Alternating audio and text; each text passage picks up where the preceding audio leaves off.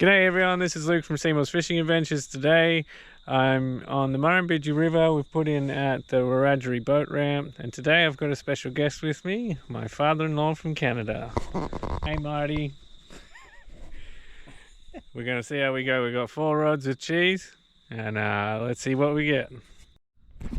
I hate doing that bit, but you have to do it. It's part, it's part of it. It's part of it. Yeah. But the best part is that that's all it is. Now we can enjoy ourselves.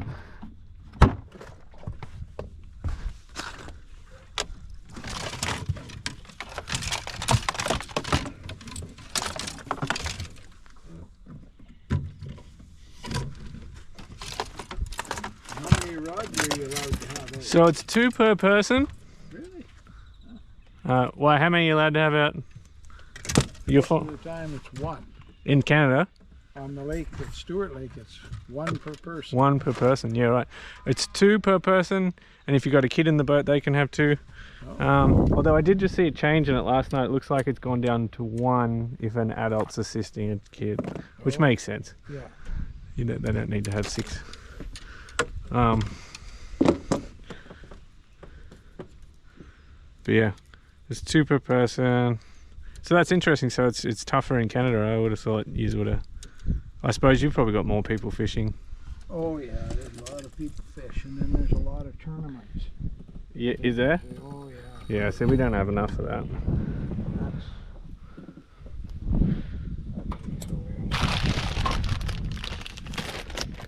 Yeah, so the best thing about when winter comes is you can still fish all year round here. Like, so at the moment it's cod season, but as soon as that shuts, then you got cray season. Oh yeah. And then trout season. Like when we go up to Jindabyne, yeah, we'll it'll be trout. We can catch trout up there. Oh yeah.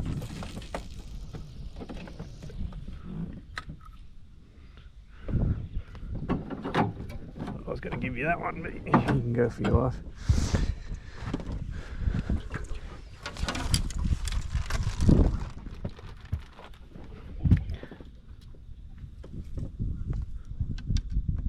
How far in do you push this? Just sit it in. Yeah, that'll do. I did actually, because I was fishing somewhere the other day, those hooks are a little bit small, but it doesn't take long. We'll be changing things over.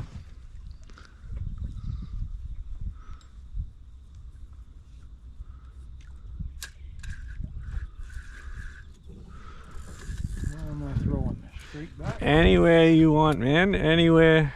Will I catch anything if I throw it up there? Yeah. You're probably one of those homeless people. Yeah. And then you just leave it float, or you wind her in? No, so you just lock her in, throw her in that. That's actually a pretty good setup, like that one there. Oh. And that's it. That's it. And you can probably sit on the front if you want, so you don't have to turn and hurt your neck. Oh, it don't bother me. As soon as there's something on there, I'll be done. What's this? This Ella's?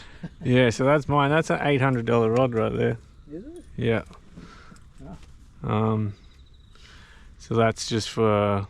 I usually use it for my lures, but I'll use it today for bait.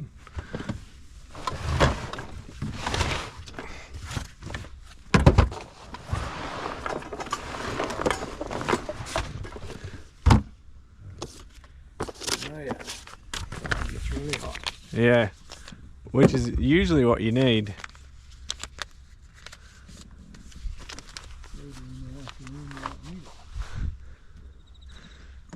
So normally what I'll do is once I'm fully set up, I'll pick a spot, and then usually you wait like 10 to 15 minutes. If you don't get anything, you move on. Oh yeah. You just keep doing that until you get on.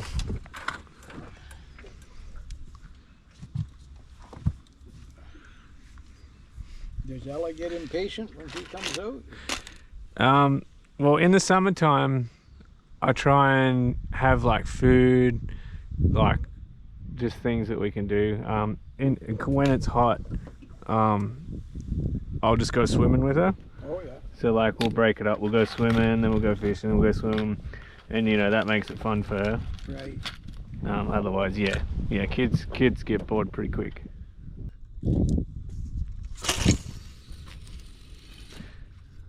That'll do.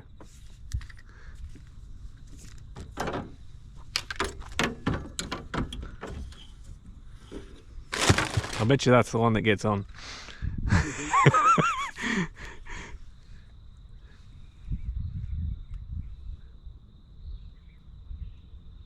think the big guy's floating in close to shore here. Sometimes they are. Like if I bank, see, it's funny. I don't get. If I'm bank fishing, I'll have the bait right real close to the shore because usually the fish are going up and they're nutting into everything, like, and they're going real close. But when we're in the boat, if I cast towards the shore where I normally would fish if I was bank fishing, I don't do any good. But if you cast out the back, there's like if you any boats we go past, you'll see they're all casting out the back. Yeah, that's the most efficient way to get them. But yeah, but it's we do have a little bit going up against this day because it is cold and the water's dropped. And the thing is, when the water drops, it's alright when it goes up because then the fish go on. The reason for that is they reckon when the water goes down, it's not knocking anything new into the water, but when it goes up, it'll start knocking new bugs and not all sorts of food back in. When it goes down, there's nothing new coming in, so it can turn the fishing off. But fingers crossed that's not going to happen.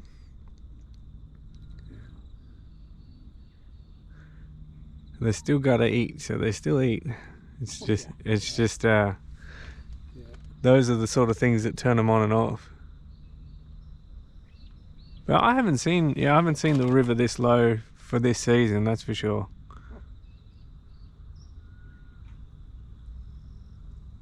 I got a photo. There's a photo that I have where we're right under that on the water. This is underwater. I think we tied onto that. Oh yeah. Yeah. This gives you an idea. Well, that clearly was drifted there. Yeah, that's right. Yeah, that didn't just get Would be in trouble if they were. Yeah. Yeah, I haven't even looked to see if I got that eagle footage. God, I hope I did, but I got a feeling that it died before that happened, which is so unfortunate. Yeah. Because that would have been a great shot. And I'm no bird watcher, but I think that would have been a cool thing to see. It would have been. Yeah. Really cool to see.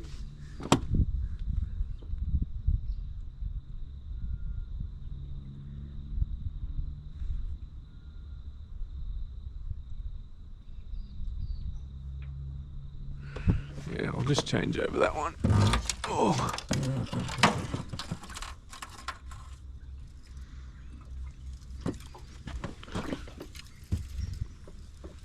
How many rods do you have? Just these ones that are in here, or do you have a bunch more? Yeah, it depends what I'm doing.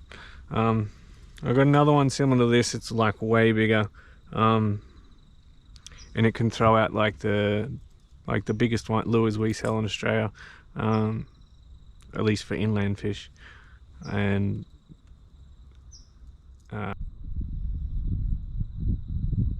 sometimes like that's all you need. You don't need big expensive rods.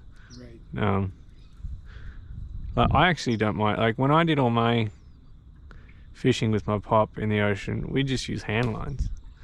Right, I've seen that. I've seen you guys using that. Where I was down the coast when I was here for you guys' wedding, and we were going up. We were walking. We stopped along the ocean there someplace and went down. The sky was up there, and he was fishing. I went and talked to him for about 10 minutes. Yeah. It was pretty interesting.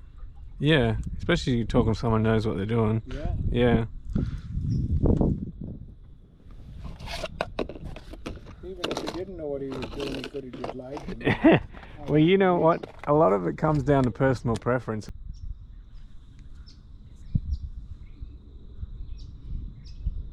But yeah, I always think it's just really nice here. It's just, yeah, I don't know, you can't get much better than this, I don't reckon. It's funny, as I know guys back home, and they got to be out fishing every day. Yeah.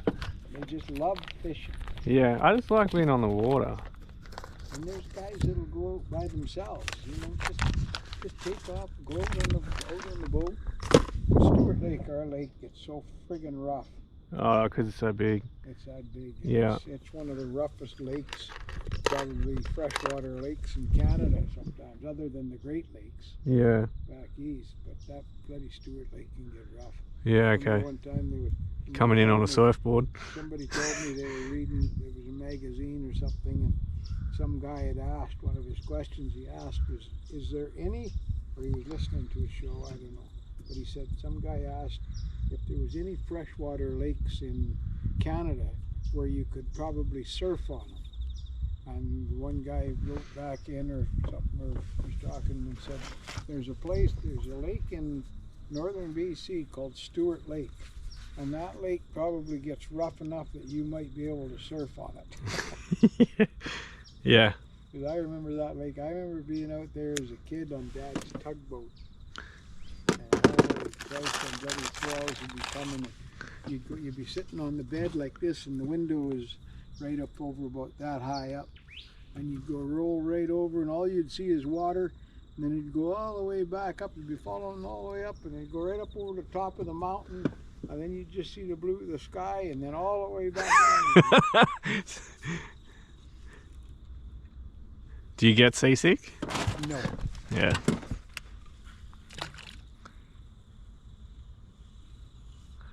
I'll let you have this one. Yeah, when I went out on that, I was telling you about going out on that boat there in Robe. Yeah. The crayfishing boat. Yeah. They hadn't been out for 5 days because it had been too rough. Ah. And so they went out on that day that I was there. And the reason I went out, I'd met this guy up in Townsville or someplace up there, Magnetic Island or someplace. Oh, yeah. He worked on the crayfish boat there. Ah. So he told me, if you ever come through Robe, give him a call, South Australia. So I did. I called him. And he took me out with him on that boat. Oh, nice. He was crew on it. He asked his skipper if I could come. He said, yeah. Oh, how good's that? It was so freaking, them rollers were so freaking high. We'd go down into the bottom of a roller and you couldn't see the boat over on the other side of the other one. Then when you were up on top, you were looking down at the boat down there, and they all had big tall masts on them, right? Big masts. Yeah. Probably 30, 40 foot masts on them. You couldn't even see them when you were down and they were down. You couldn't see the masts. Really? It was freaking. And that guy, and they said that was the calmest day they'd had in 5 days. That's why they went out. Ah. And it was still rough. We caught a great big friggin' octopus, and the guy fired it down the deck, and it come right by me, and I'm looking at that thing, and I'm standing in the doorway of the boat, and the guy just told me, he says, if you feel like you might get sick, he said, just watch the horizon. He said, just watch the horizon, don't. I don't reckon that works. And, I mean, it does, but. And so I did. I just stood out there and I was just watching the horizon, and we got in to shore, and he asked me, he said, did you get sick? And I said, no, I didn't. And he says, you're the first guest I've ever had on this boat and that never got sick. Oh, well, that's good. Yeah. And I told him, I said, well, you know, I kind of grew up on a tugboat and a barge on a lake that could get pretty rough. So I said, rough water, I was accustomed to it from a very young age. Yeah.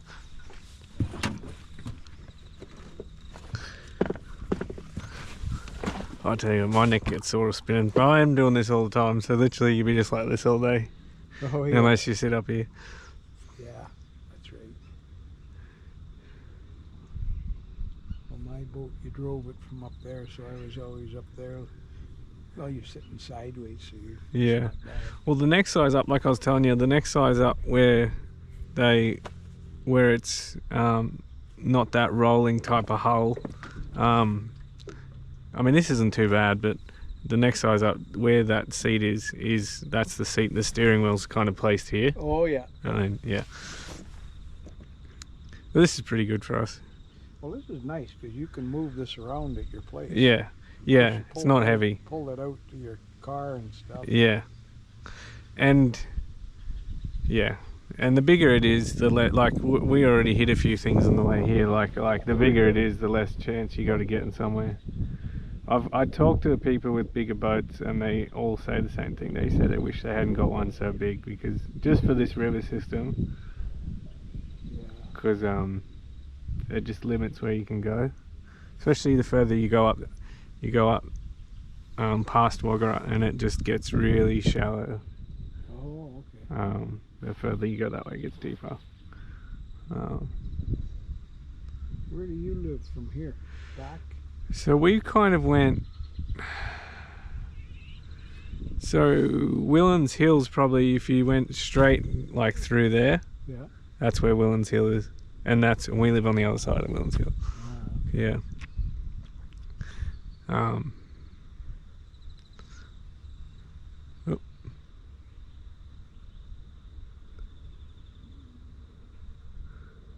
Is it getting a hit, or is it just dancing in the wind?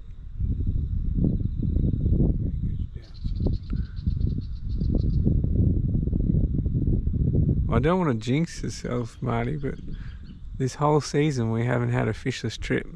So, so no pressure. No, that's fine. It don't bother me if we don't catch a fish. No. Although, like I said, that cold weather and the water going down, it might make it hard. But I reckon we'll get in.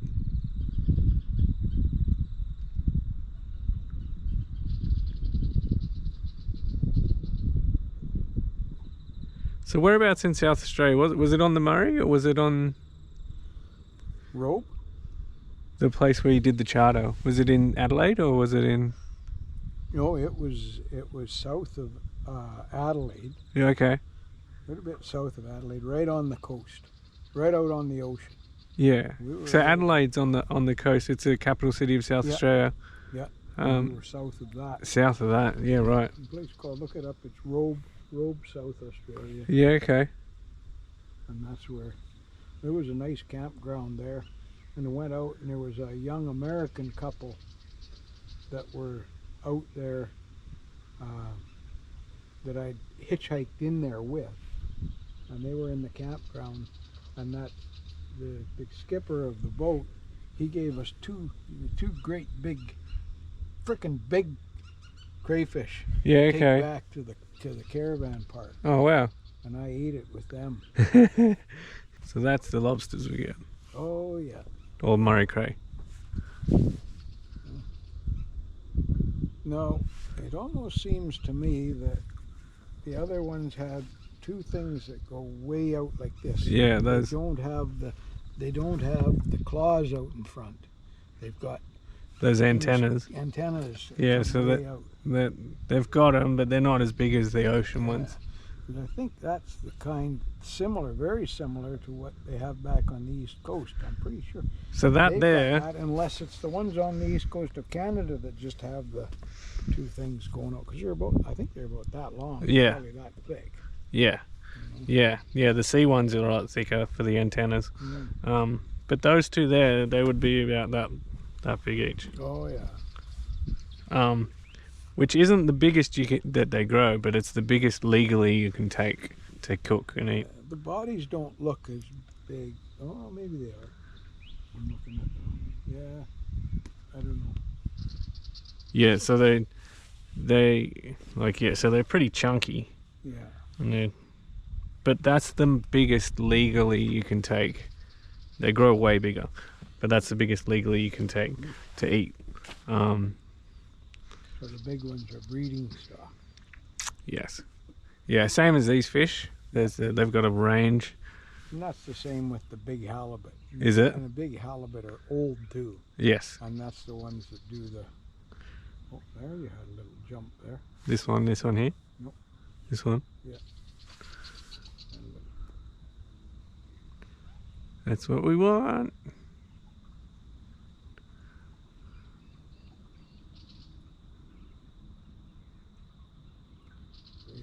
cheese. He's bobbing there a bit.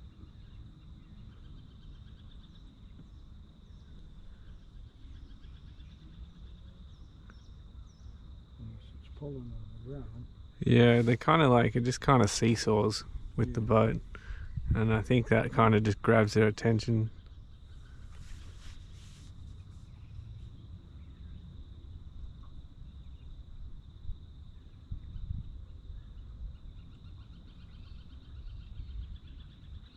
This one's been getting a little touch as well. Oh,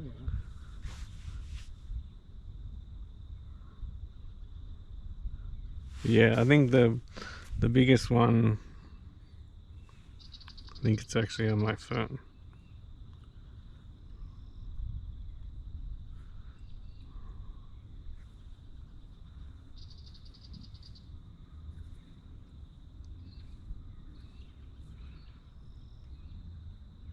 It's really hard with lobsters to get how big they are, I reckon.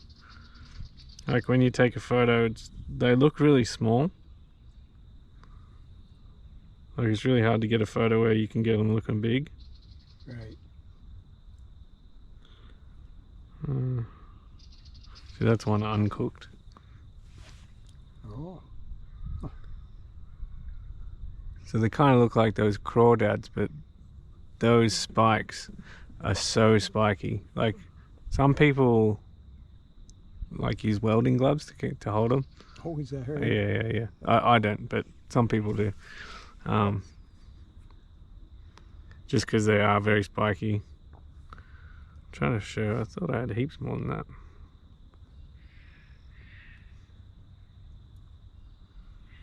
Yeah, that's the one. Oh, yeah. Yeah, but anyway. But yeah, they are really nice. No, but you don't catch them on these hooks, do you? Not usually. Sometimes. How do you normally catch them, in the traps? Traps. Yeah. Pot. Like a Crab pots. yeah. Crayfish pots. They used to use drum nets, and the drum nets would catch like 100 in a drum, but you know that they're illegal now. Right. Same with fishing. Fishing, you used to be able to use set lines. People would put lines across the whole river, and then they have these little offshoots and hooks all the way along. But that's how they used to fish back then. Our winter fishing, guys go out there and you drill your hole and yeah, see, that'd be cool. Jigging for fishing. Yeah, my brother-in-law was jigging for. He drilled a hole out, one of his neighbors had a hole out. This older guy had a hole out in front of his place, and he was jigging. Well, he caught a friggin' sturgeon. Really? Yeah. Well, it was too damn big to get up through the hole. So you would have just seen it. Could you see it through the glass, or was there snow on it? Oh no, through the ice. See it. The ice was too thick. Right. So my brother-in-law, he had to go out there with his chainsaw and cut the friggin' hole out bigger. Oh really? And he still got it up? So he got it out. Oh, it was hooked good. So the rules here are like, if it's within 50 meters, within 50, if you're not within 50 meters of your fishing rod, then you can get a fine. Oh, yeah. Yeah. So but I think they've mixed it now, so it's also tended or something. I remember the first lingcod I ever caught. We went out to Lingcod. Lingcod, best eating fish. Is it? Oh, really good eating. It's like cod here, I guess. Is it? They call it the lingcod. Yeah. Uglier than hell to look at. And I remember the very first one. It was winter time when we were jigging, and I caught one. I pulled it up through that friggin' hole, and I jumped back. And said, yeah. But we don't do that. We just fish the normal way. Them things, cook them.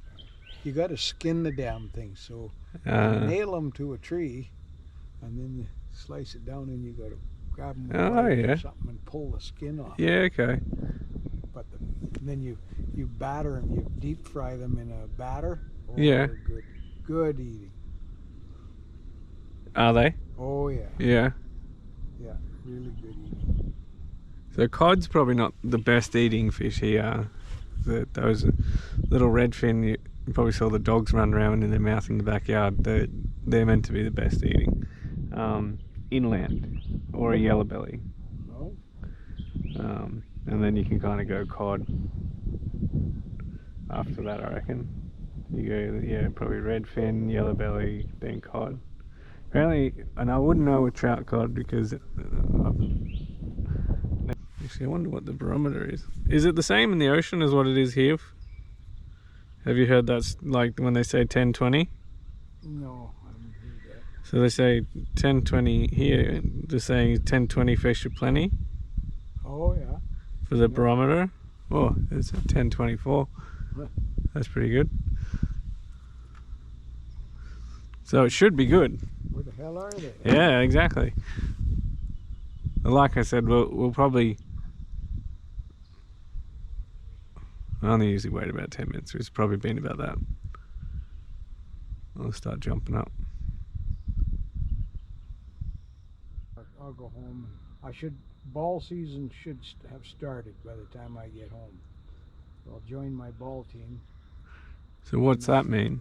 Ball team, I play in a slow pitch league. What's, I like baseball. It's the bigger ball. Yeah, okay. And it's in a league where women can be 45 and over, and men are 55 and over. Yeah, okay. We had a couple guys on our team. One guy was 80. I don't think he's going to be there this year. Yeah, we had a couple others that were older. There's quite a few that were older than I was, and I mean I was 67. Yeah. But yeah, you're doing pretty well, Marty.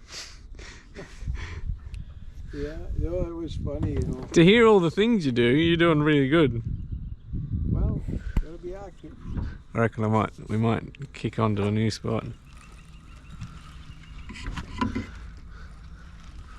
Yeah. What? That was a fish jump. Oh, is that right? Yeah. Didn't see him. Well, I caught that one on camera. Oh, look at that. Hey, that's all right. We'll move on. I still didn't get a bite.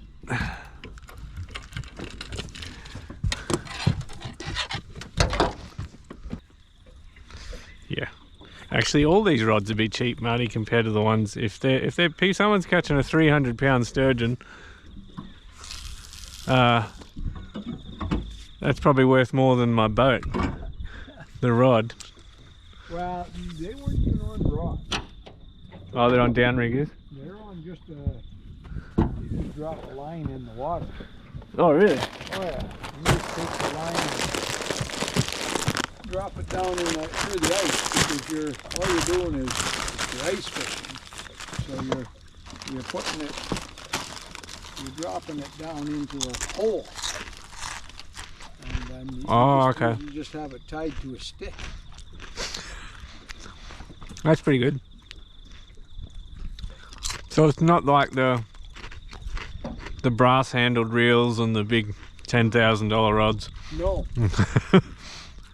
My ice fishing rods are only about that long, and they're just cheap plastic little things, and you jig away. Yeah, okay. I rarely use them because you're not usually chasing those bigger ones. Like if I go at Easter when we go to Jindabyne, I'll probably take it there because the big fish are in the dams there. But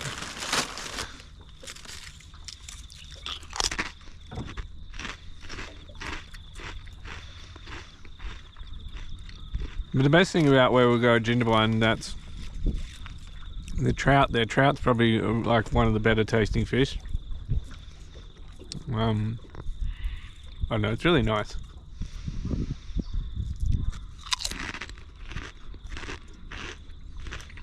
And there's lots of adventuring. You can take your bike up there. There's just lots of good hiking spots. I remember Jindabyne. I remember going to Jindabyne back in the 80s. I went to Cancoban one time. Debbie and I went there. Yeah. To meet the guy that she used to room with in Sydney, I think. He was gay. Gay guy there, and we met him in a bar. with about 3 of his friends.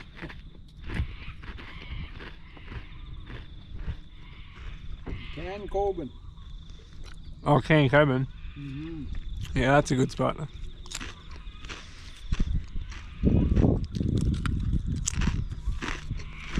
I don't mind King Coben.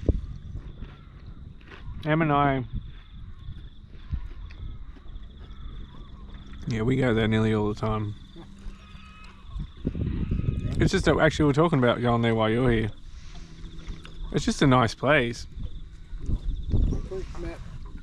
You're a real expert next time you come back, Marty. I've been told the Sweps Blood Orange are the best ones. Oh, yeah. I don't know. This is what I get told from my sister's family, the fisher and hunters, because that's what they do. We're out a lot together, and I think that's good for Ella. Like, we're always camping on a riverside somewhere, and the kids are just running up and down the bank. They're playing, they're running in the water, they're climbing trees, they're doing everything kids should do. Yeah. And I think that's really good and healthy. Oh yeah.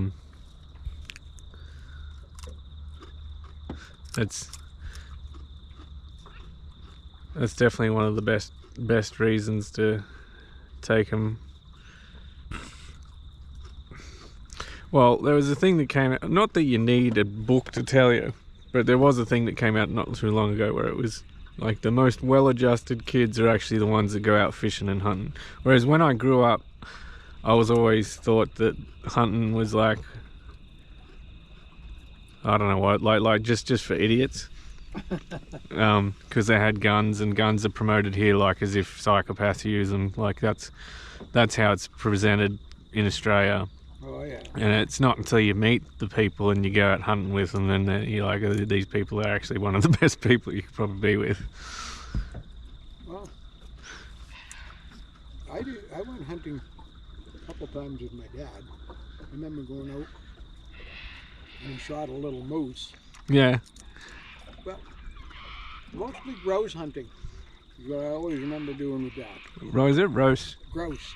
What's grouse? Grouse is it's like a chicken. Is it? Like a wild chicken. Like a turkey, or smaller than a turkey. Right.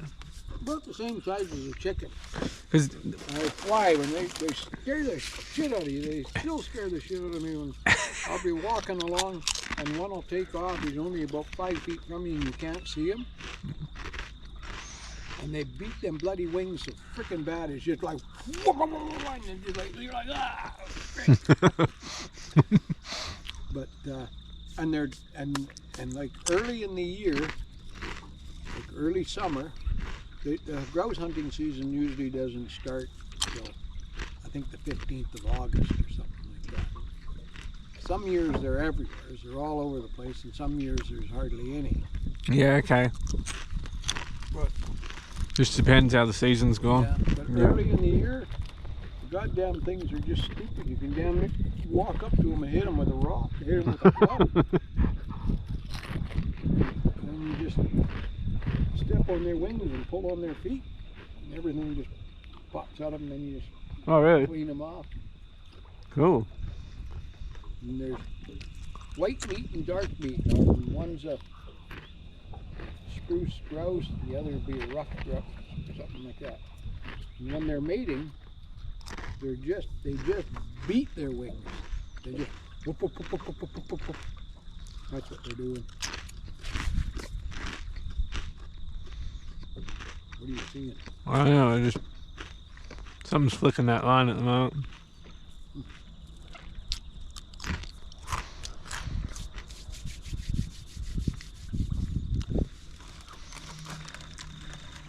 Thing is, when we're on, it's more than just a little flick.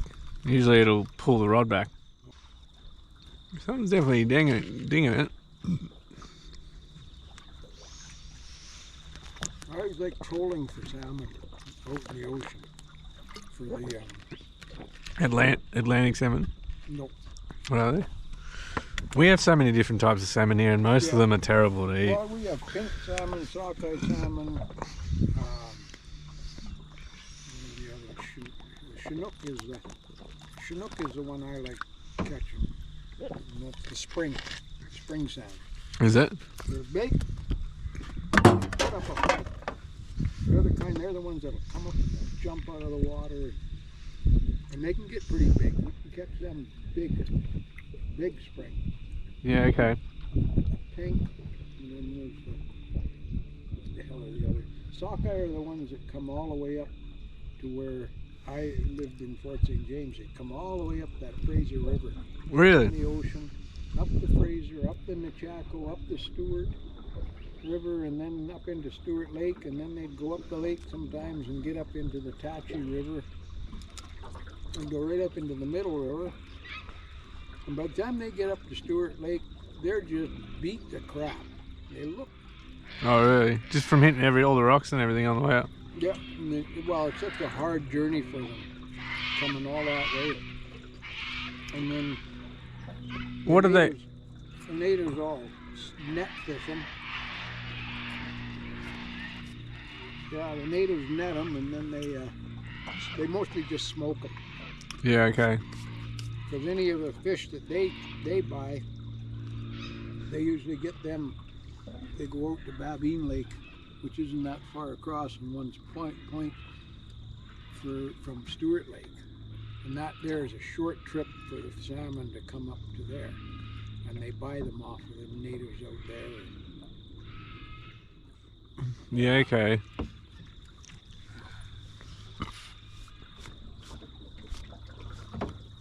But I like the sockeye salmon. I think that's. Yeah, are they the best ones to eat, are they? I like eating them. I like eating sockeye. Yeah, okay. I'll have to remember that one. I never buy that farm salmon. Yeah. You know, we got lots of fish farms out there on our coast. Oh, do you? I don't buy their salmon. Is that because they feed them? Like, they feed them crap? And they found that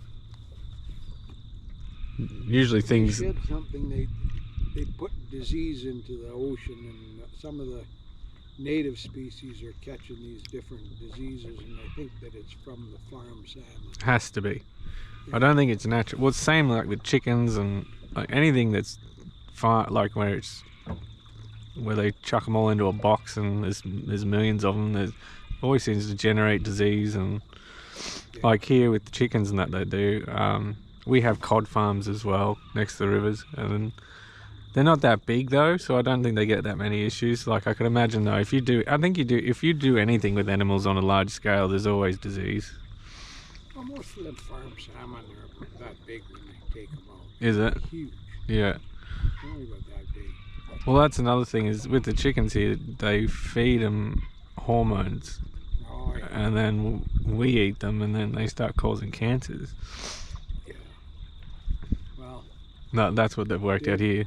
There's a lot of fish farms up the coast out from Vancouver up in them channels, and a lot of people are just dead against them. Yeah. Some of the native bands are against them, and I think some of the native bands are in cahoots with them. Yeah, okay. It depends which one's earning money from. Yeah. Yeah.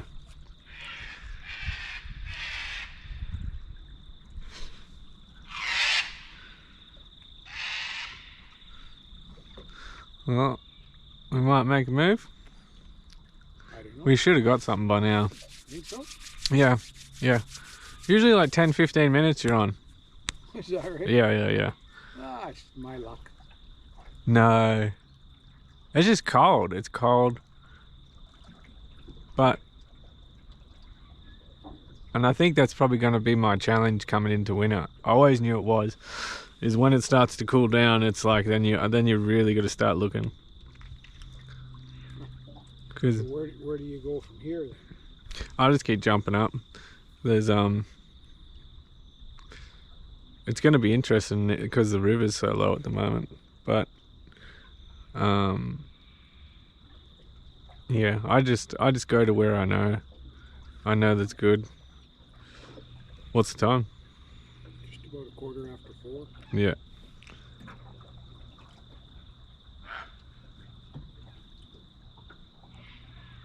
Yeah. So there's a spot, Unoni Bridge. We go around a bend from Unoni Bridge, and that's usually where the fishing will pick up for me, because mainly because We're still in Wagga technically here. Nothing with that rod. Maybe we just got to keep throwing out more bait. No, that hasn't even got a line on it and hooked up on it. I just grabbed the wrong rod. Oh.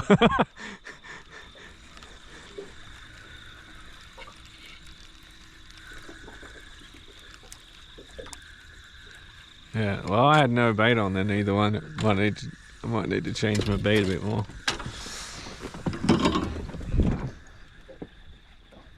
Yeah, I got no bait. Probably fell off when it hit the water. It feels like that with that cheese. It does feel like that. But we can be in some pretty fast flowing water and it doesn't fall off.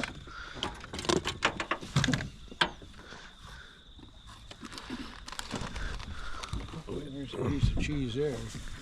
Yeah.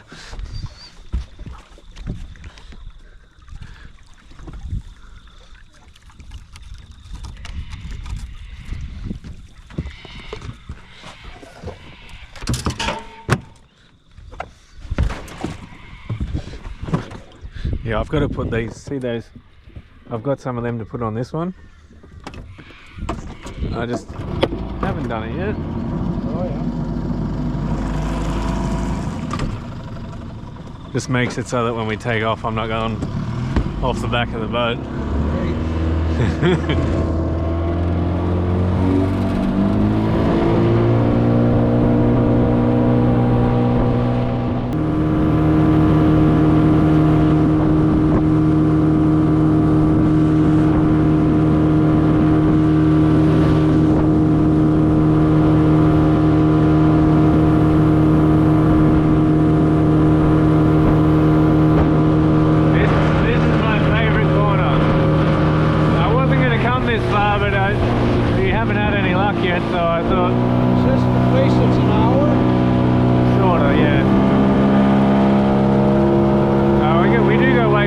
This is as far as we'll go today.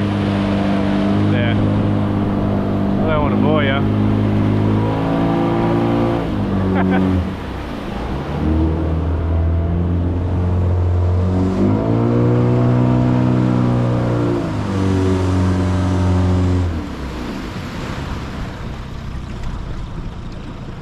Yeah, normally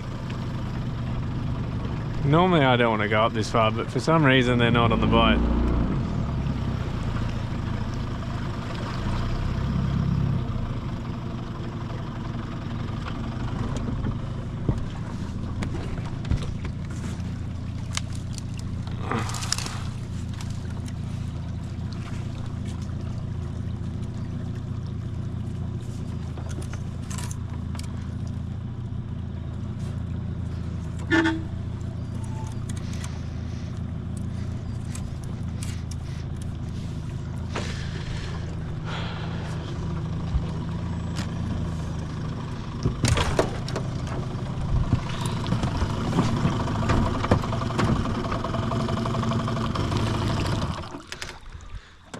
Yeah, you should see the propeller on this thing. It's like, looks like I don't know, like maybe what the swords used to look like after they were fighting each other in medieval times.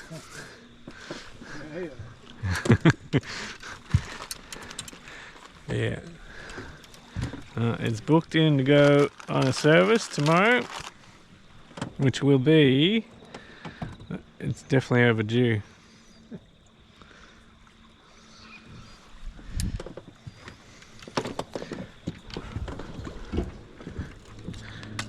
I'll be surprised if we don't get on here.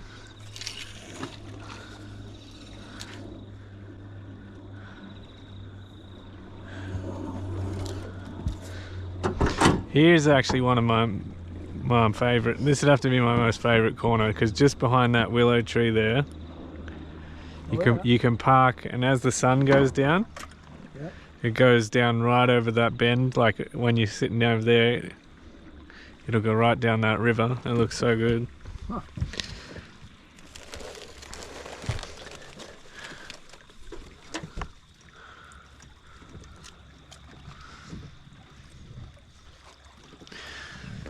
Do you remember Tau Bingo?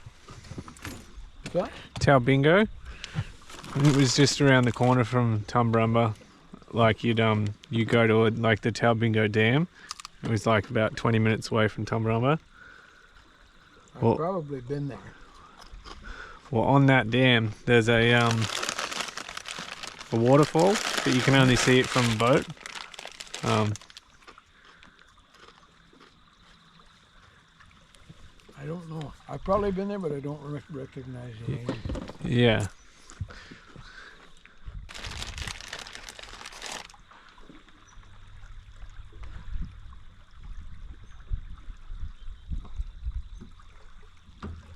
There you go. You're on. Is it still on? Yep. Oh, I might have got off. At least we got some action. Huh. Damn. Oh well. It was there. That's normally. Yeah, this is my favorite. Anywhere along this bend, I don't know, for some reason does really well.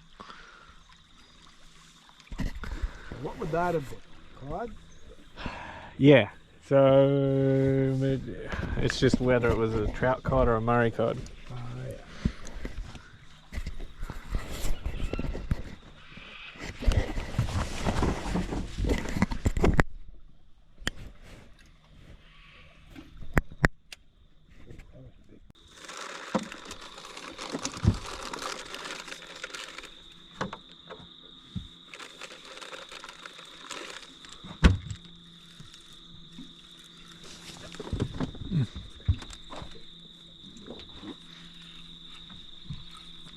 Got one? Yeah, I got one. Wow. That's.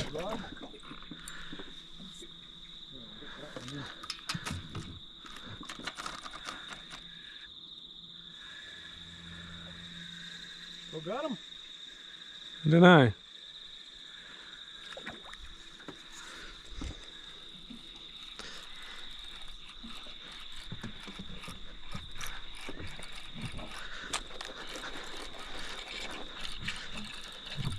This could be a trout cod.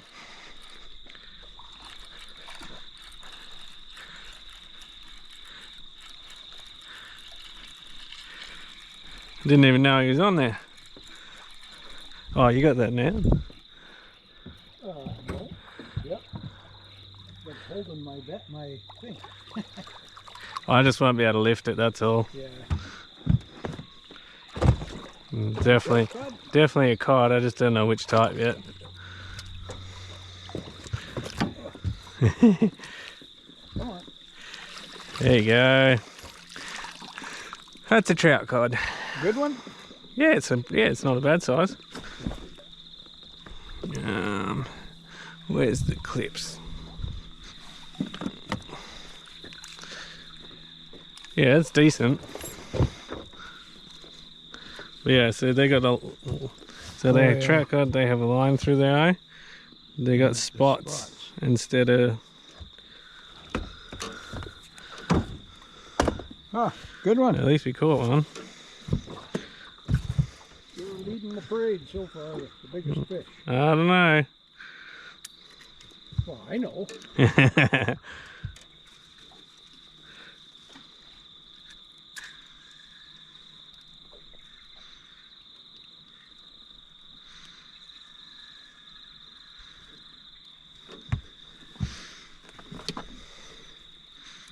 Well, I didn't even know he was on there. What were you doing? Just pulling it in? I was just checking my bait. Oh, okay. Hey, mate. Yeah, I know. I'll get you in there soon. Where's that?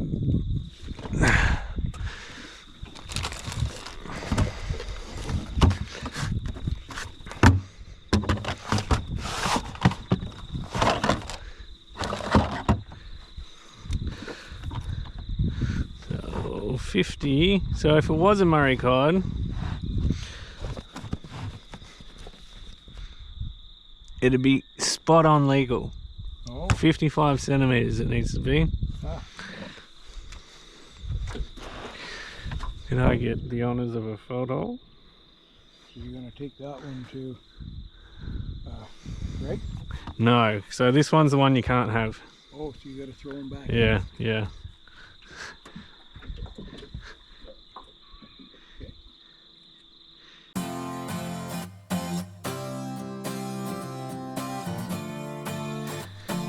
Thank you very much. Do you want to take a photo so you can show your friends? No, I don't want that. That's a good size fish though. That's definitely a good trout cod.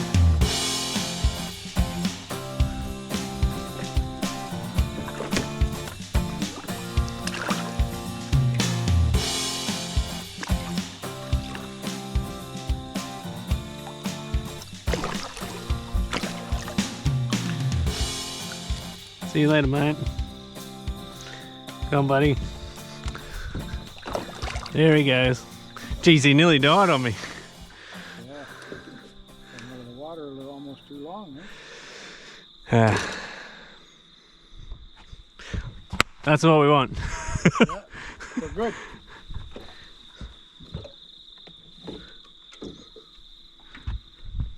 Now, the Murray cod. How do you tell it? That's the trout cod? That's the trout cod.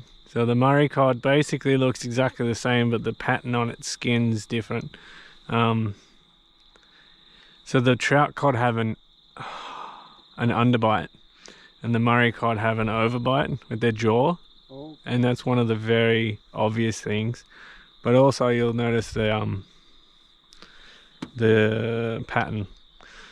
They're the two. Trout cod has a line through its eye. Murray cod does too when it's younger, so that makes it hard. When it gets older, that stripe goes away.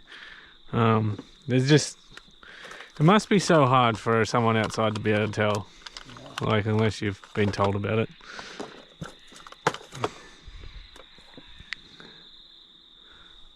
Well, that's good. We're definitely not having a fishless trip. I haven't had one this season yet. We just need to get you onto a better fish.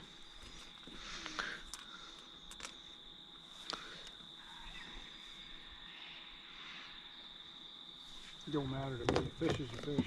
Yeah, I'm with you on that. I mean, that's exactly my point of view. Oh, that sun's in a good spot, isn't it? Yeah.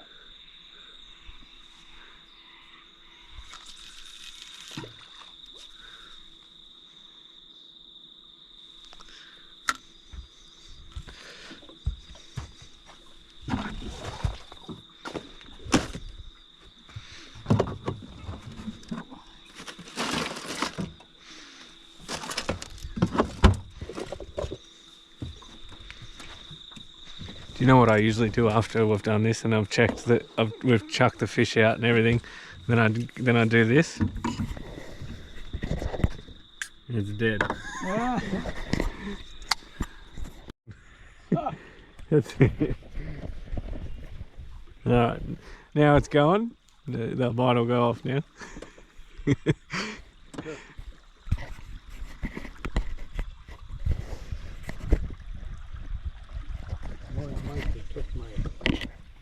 Cheese. Yeah, it's hard. It's really hard to reel in and check when you know you've got one there somewhere. I'll do the same thing you're doing. We'd see that. I just like this spot because you got the willow trees there, so they're dropping the bugs and everything. They said that, like, it's always under a willow tree where there's a fish. Oh, is that Yeah.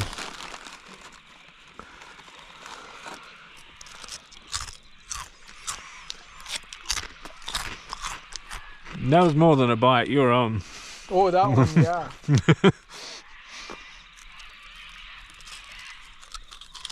The other one was a bite that was pulling on me here a little bit. It'll be a trout cod. We'll go in and see if I still got some bait. Yeah, I dare say you don't. After that. Yeah. So.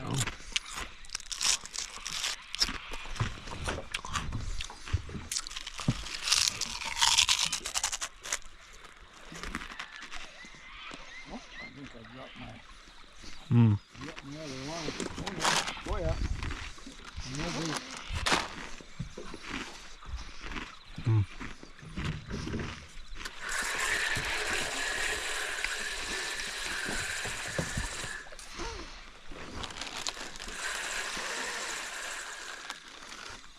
no bait. No, sometimes if you drag it too far, it's... Actually, I might change this setup.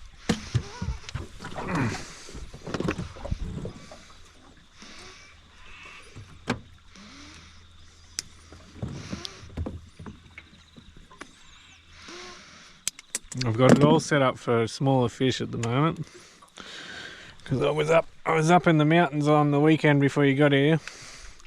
I was going for redfin. Everything's just a little bit. What the hell went there? Oh, did it just get bird nest? Oh, the knot might have grabbed it.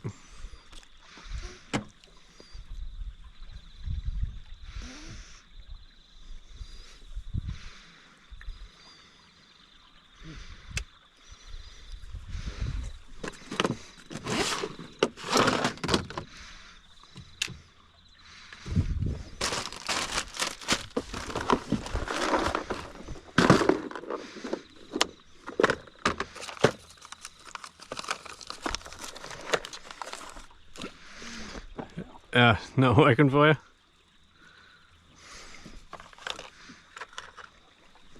There's a big knot in here. Yeah. Yeah, those bait casters can be a bit tricky.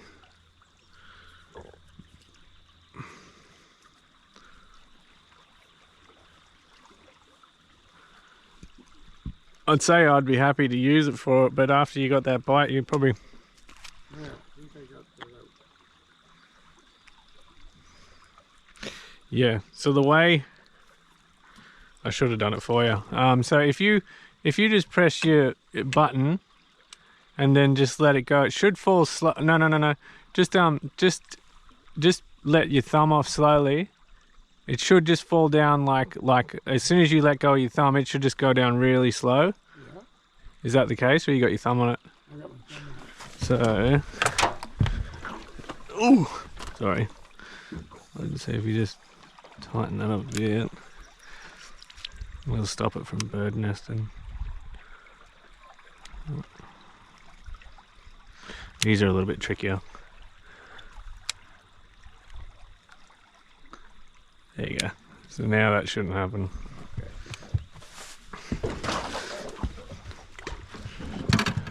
Bit better?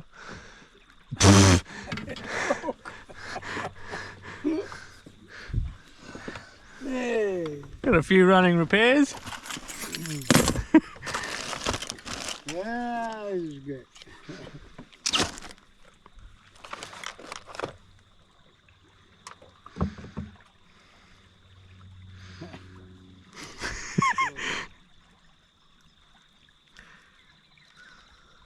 Too many quick stops.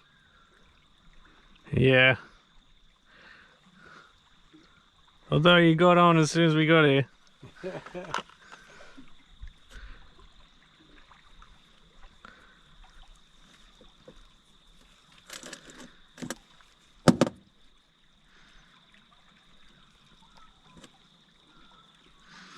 Do you do much rigging?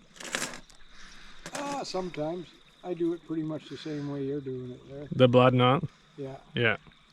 I think that's like the best. Yeah. Like, from what I've been told, it's one of the strongest knots you can have. Yeah, that's what I've been doing too. I was going to say, I thought you keys were on. That would have been good. Yeah. Alright. Have at it, Marty. Have at it. Go pull in a metery now. Yeah.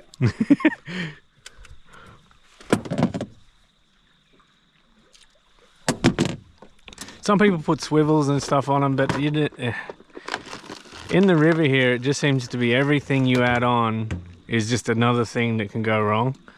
Like, the swivels seem to just get snagged, whereas the line will pull through a log, whereas the swivels will get stuck.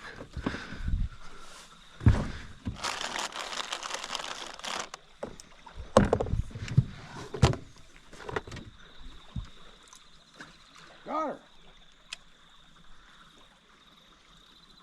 Okay, fish, I'm ready for you. Yeah, you probably won't have any problems now, hopefully. Fingers crossed. There you go. That was a fish. Did you hear it? Yeah. You saw it? I can feel one on here. Oh, fish. Oh, no, I didn't see that. It just jumped right out of the air. Oh, I know. I didn't see that. I saw one jump quite a ways behind us. Oh, did you? I think on the first place we were at. I'll check my bait. Right there. Look.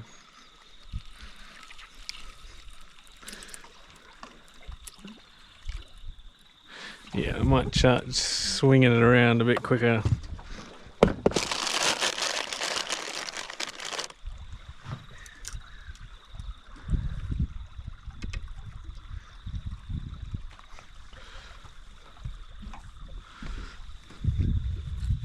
I do hope we get a fish. Sometimes when I do get a fish, I haven't had a fish this trip all season, but if I do get one, my punishment is to go sunrise fishing at the lake or something. Yeah, I don't like getting up early in the morning if I don't have to. You can put that in the trees. Oh yeah, that's a nice place to catch. Did you get that on video? Yeah, I show all my fails. It seems to be the ones that get the most views. Everywhere where you stuff up. That one looks like it's getting a bite. Yeah, you're getting a bite there, Marty. Am I? Unless that's me reeling in. Yeah. No bite in that. Not getting a bite? I don't feel anything on this end.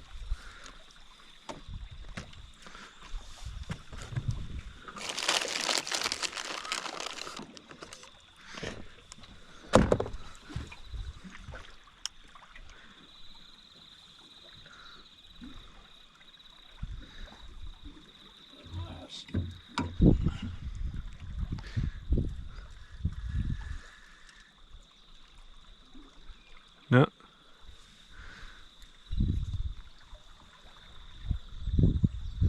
Do you know what they say about... Oh, I got that on film too. I get everything on film.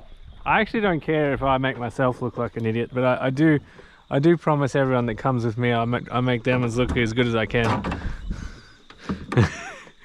I don't care if I make myself look like an idiot.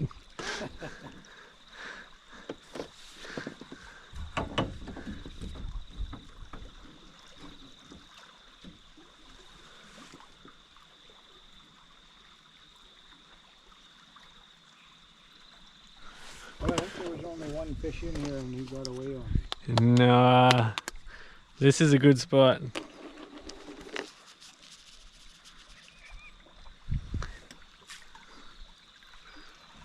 Here we go. There we go. Oh, You got away on you? no, I'll just put it back down.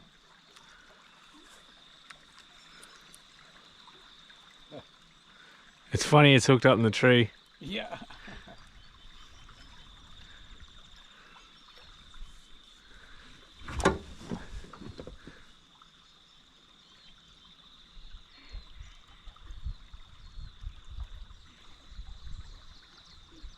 We got 2 bites.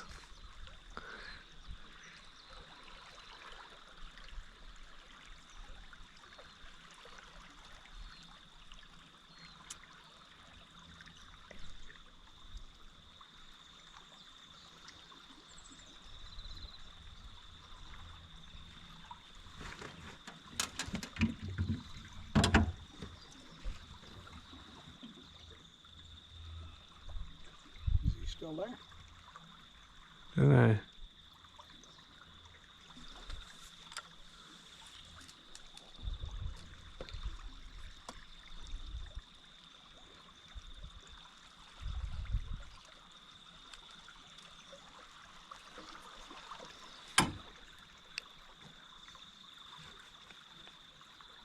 There's none back on this side. They're gone. They're going, yeah, don't touch that tree. There's something sharp on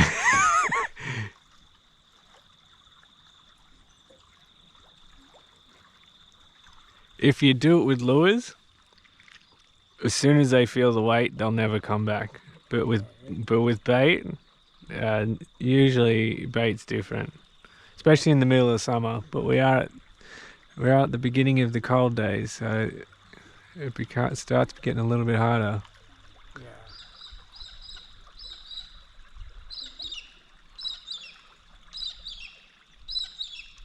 But you were right on there at the beginning. I think that might have been a big one too, because that was really bending it over. Because cod don't really fight that much. Like, they'll fight for 20-30 seconds max. Oh, is that right? Not even, probably 10 seconds, and then the fight's done. They're so big. They're just like, they'll just have like a quick few powerful tails, Yeah. and then that's usually it. Unless they're a smaller one, they got a lot more endurance. Yeah.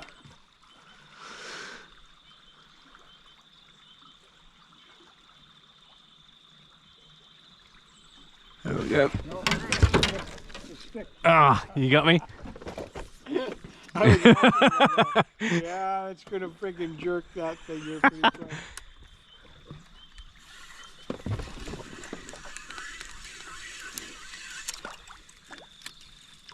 You got bait? No, nah, not after that.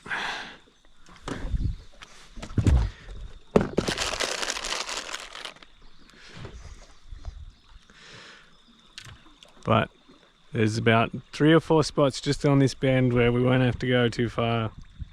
So if it's no good here, I can just jump around the tree. There's another spot.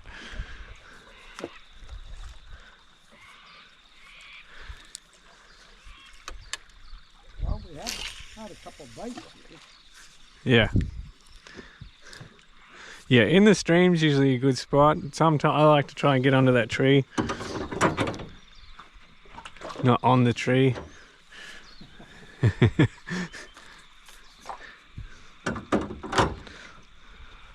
But yeah, definitely not like ocean fishing where it's just drop, bang, drop, bang.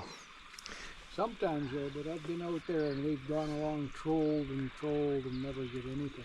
And the ocean? Mm-hmm. Yeah, okay.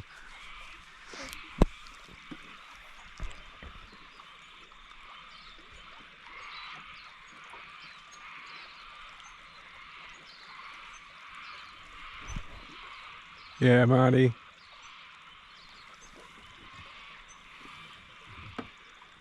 Oh, you were just getting a bite. Which one? Both of them. That went off and then that went off. I haven't seen anything in the Oh, the sun's.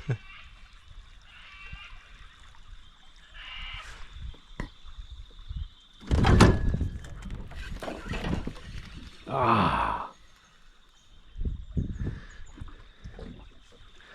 Huh. Okay, lost me bait. Yeah.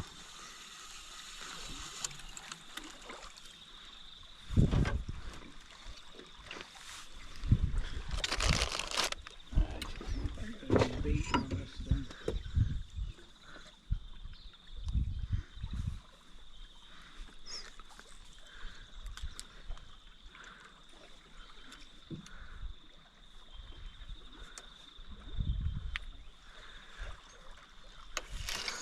Nope. No bait.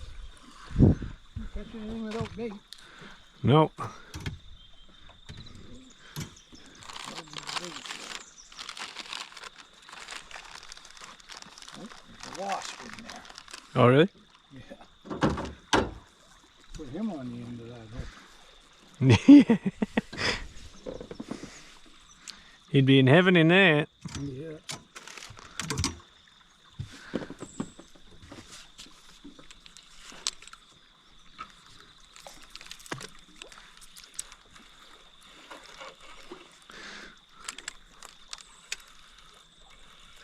Might try one with worm.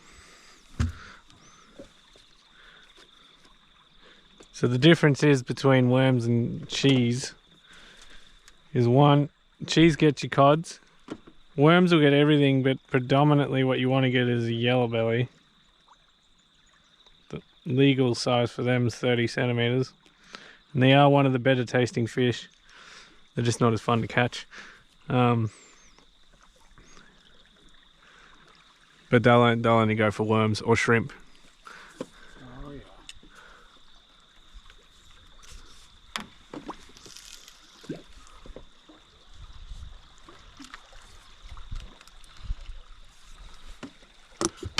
We'll give this about 5 more minutes and then we'll start going around that tree just there.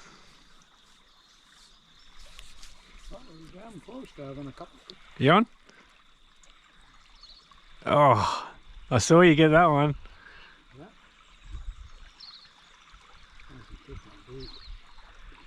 Yeah, it's a nasty thing. That cheese is very effective, but then you do have to change it consistently.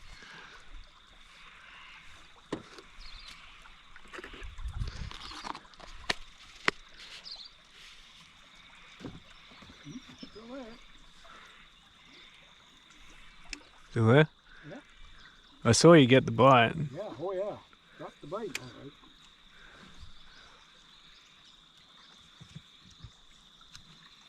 You just didn't bite her hard enough.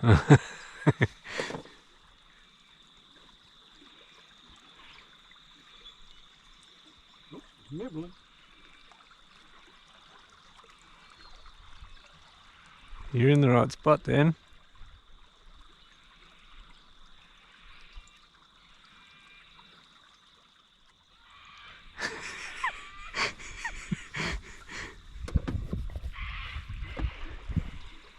Oh, big fish.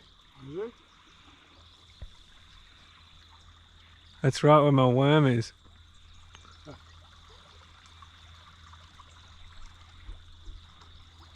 That was a big boil. Here we go, here we go. Man, I hope it's that big, whatever that thing was.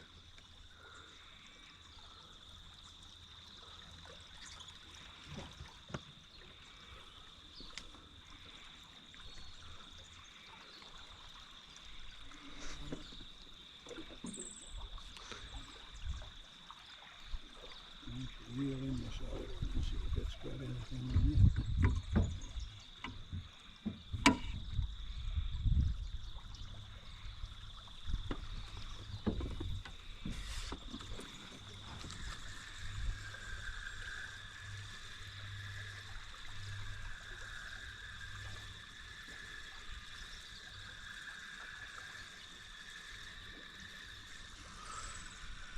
That's what I caught my biggest fish on, was that rod. Was it? That little one? No, this one.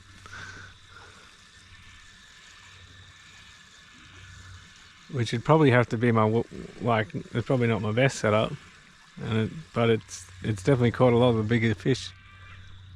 Yeah.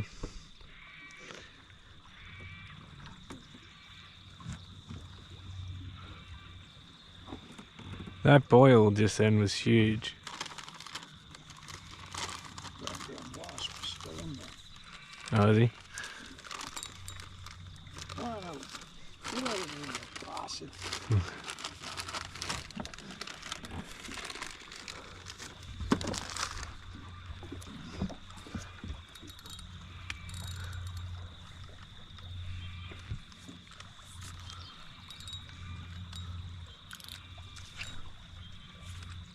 Snag? Yep.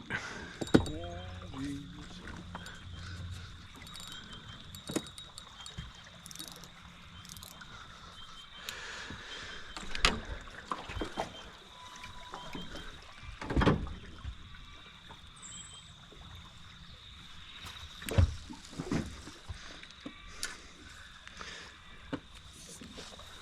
When the water's up higher, you'll see boats in the inlet that you just cast towards. There's an inlet goes up in the left there. Oh, yeah. You'll see some boats up there. The water's down that far. It's the first time I've been up here where you wouldn't be able to go up there at the moment. So those fish that are usually up there that everyone's chasing will be out here at the moment.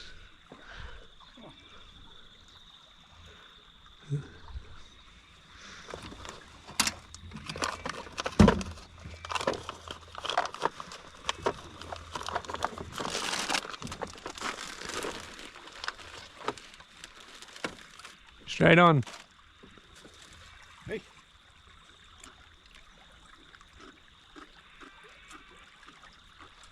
He's playing. Definitely playing with it.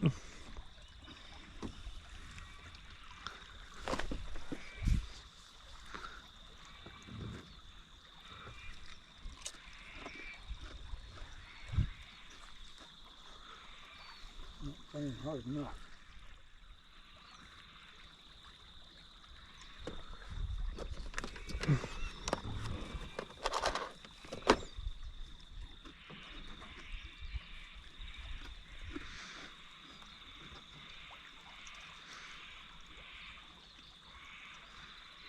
I'd love to know what that was just then. That was a huge boil.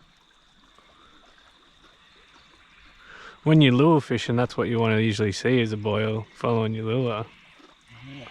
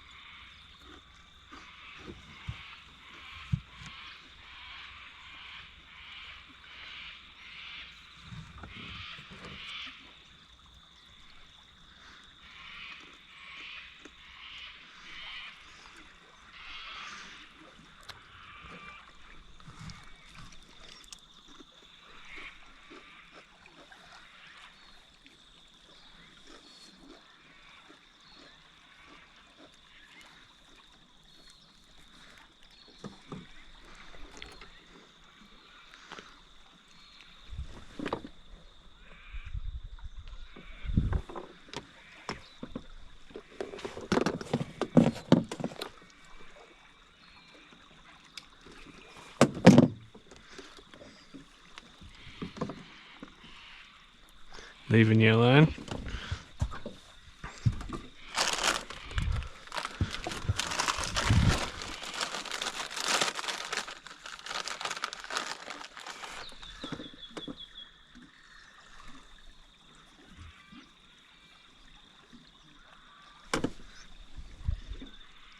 Wasp. Yeah, I don't know. That's like a bee or something. I don't know. Like a European wasp, maybe? Oh, that's the kind we have back home. Is it? When they call them wasps? Yellow jackets. Huh? They won't bother you. No. They, before the bushfires, we had a real problem with the European wasp. That's what they call it, which looks like that thing. And they're everywhere. You'd be eating a sandwich, and there'd be 10 on your sandwich while you're trying to eat, and they wouldn't sting you. Like they could, but they just didn't. But I haven't seen any since the bushfires like 2 years ago, and that's probably the first one I've seen. But they in Cancoban, they were everywhere, like just in the real foresty spots. But after all those fires, they just disappeared. We've got these yellow jackets. Must be. We've got these bigger ones are black. Yeah, okay. I've never been stung by them, but the yellow jackets have been stung by. They sting? Oh yeah. But they seem to only be aggressive if they're threatened. Yeah.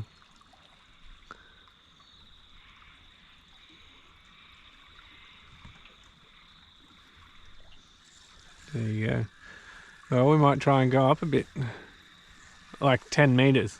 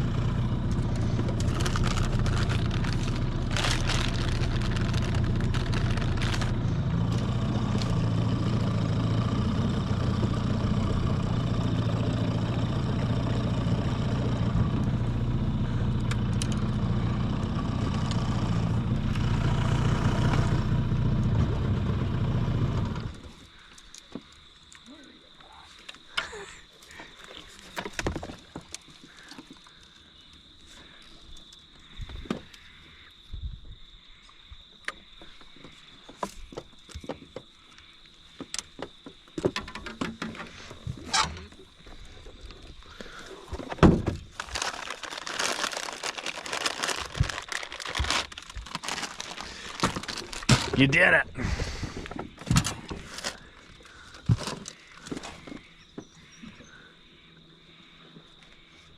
Okay.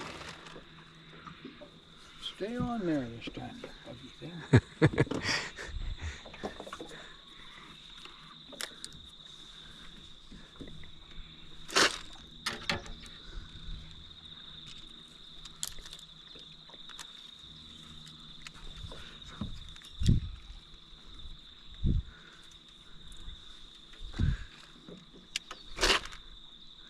Yeah.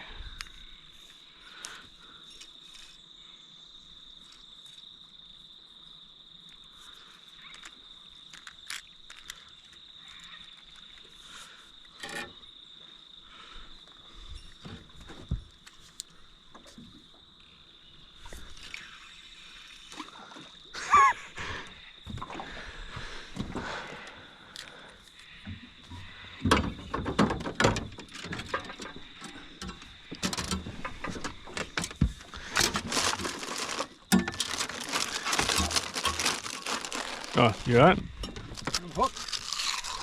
Snag.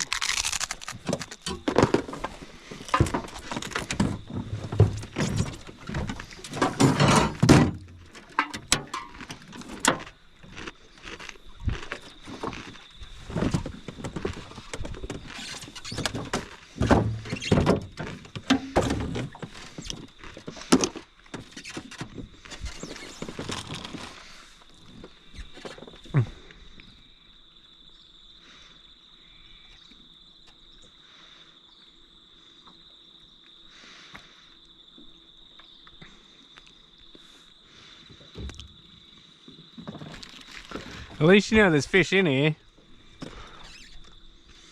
What's that? So at least you know there's fish in here. You've definitely been on. Yeah, oh yeah. We just need to get them in the boat. That's coming.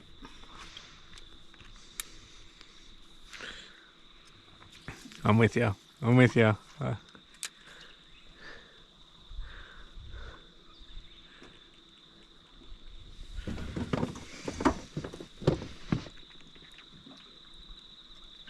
There was one shot that I'm so glad that I got. There was one guy that came with me, and his son was sitting right there, and he was sitting where you were, and he's only a little fella, and literally his rod was hanging out this side of the boat, and the fish got it. The rod flew out of the boat, and he's running across, and he's jumped. His son had a broken leg, so it was in a cast, and he was asleep. He had this like a cobra on over his head. Oh, yeah. And then all of a sudden he's just jumped, he's hit the wall, and the whole boat's just gone up in the air. His son's nearly fallen in the water. And anyway, he got his rod. I actually caught the rod behind me, like this. Oh, is that right? Yeah, and then brought it to him, and he's like, good hands, good hands. And then, yeah, anyway, he got it. It was only fish probably about that big, but, yeah, but the best shot is when he dove for it, and his son's just like, and he's asleep, you know. He's still asleep after it all happened.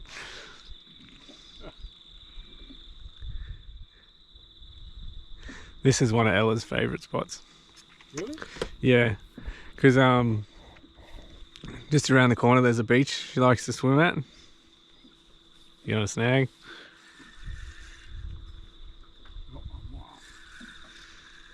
Yeah, I'll check your bait. This bloody snag will get it off. It is tiresome continuing to change your bait, but you have to do it. Oh yeah.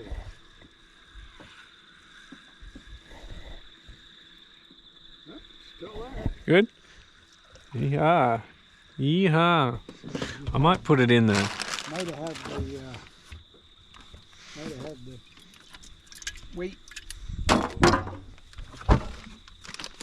I'll just whack it in the ice so it doesn't, otherwise it really will be worth nothing.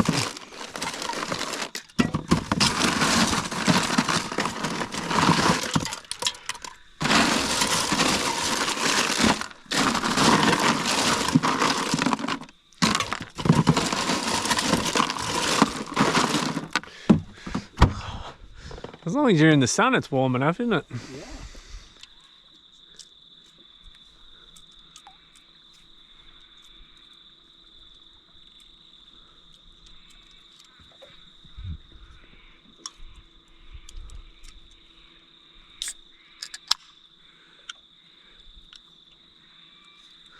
Well, everywhere I've taken you so far, Marty, is a spot where I usually get something. So we're going to get on eventually.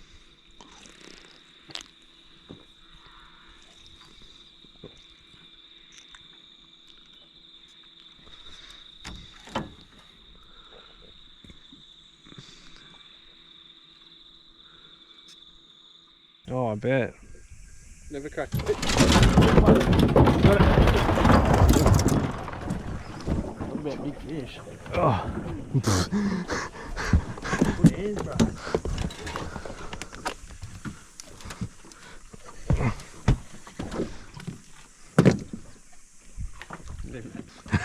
Must be a trouty. Yes. No, just sunk the boat. I thought Finn was going in there for a second.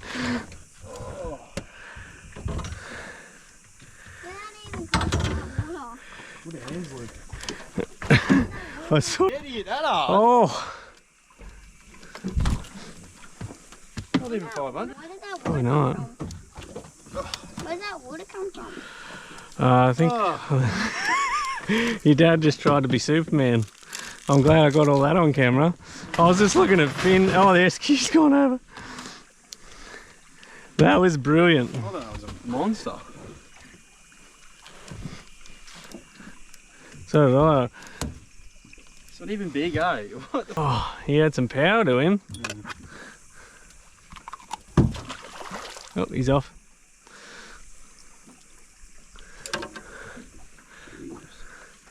That was exciting, We just took on a bit of water there. to say the least. Did we?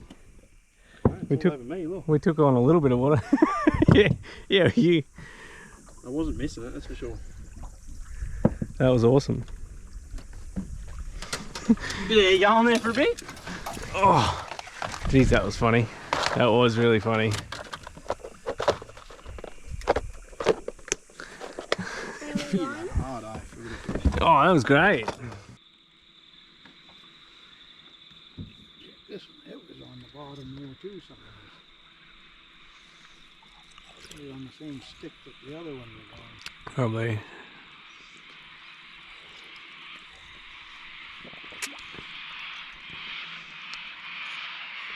Here come the cockies.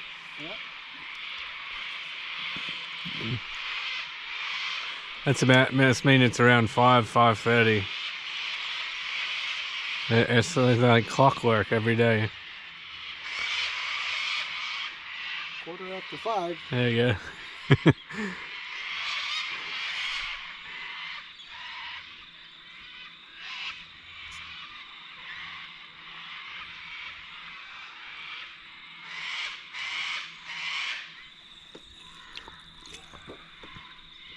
You're not gonna get away, buddy.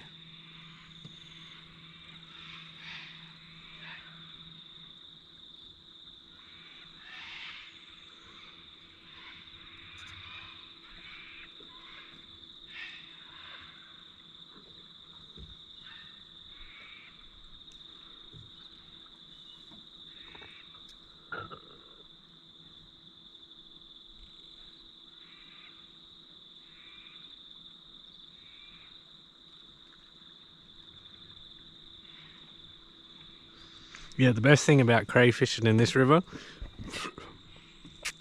between Wagga, Gundagai and Ganmain, it's the only section where you're allowed to actually take the crayfish to eat.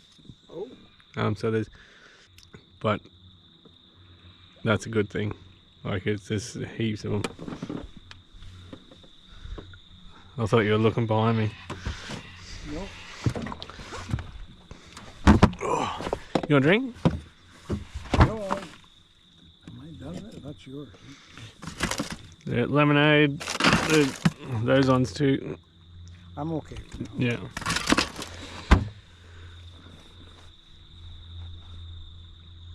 This is definitely a better view. So how big is the river that you were talking about with this salmon that get beat up? Is that, Oh, the Fraser River? yeah, is that, One of the biggest rivers in North America. yeah, okay.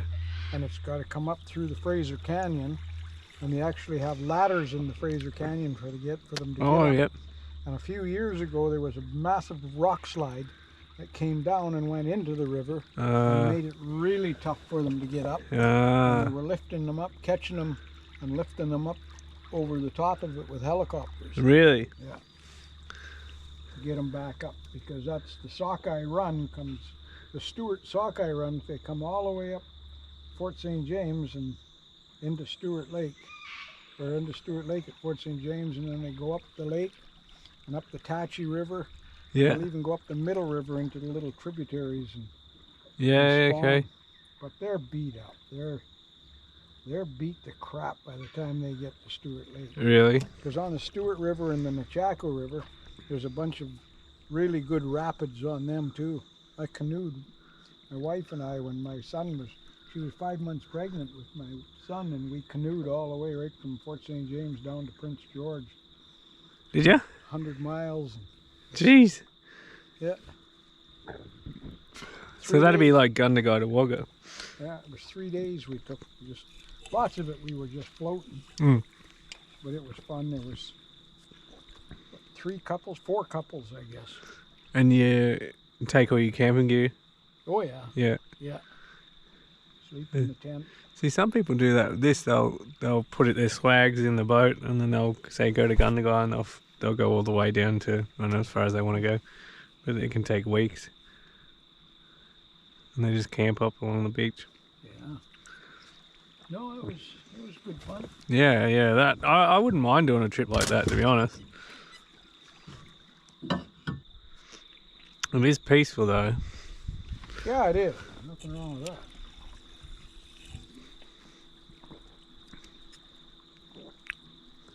Well, I think the best place so far was just back there. Well, it always is. It's all there, and there's just an inlet just above. That's why I was saying this bend's my favourite. There's an inlet just there, and you go just above it, and you seem to do pretty well there as well. Although this is usually not too bad either. But the river changes all the time. Oh, for sure. It's got. Oh, I think you just got a touch on that one. Your grey one. Well, I'll let him touch it up a little bit more.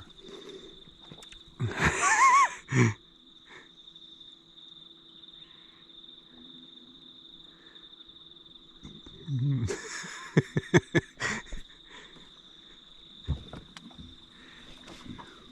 gonna touch it. Don't play with it. Exactly.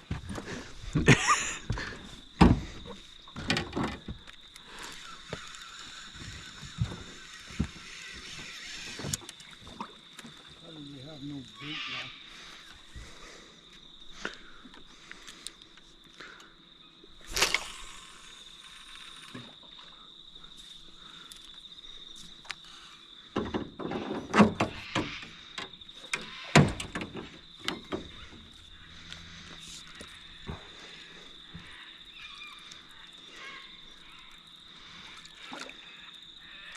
That one has no bait. Oh, you got bait.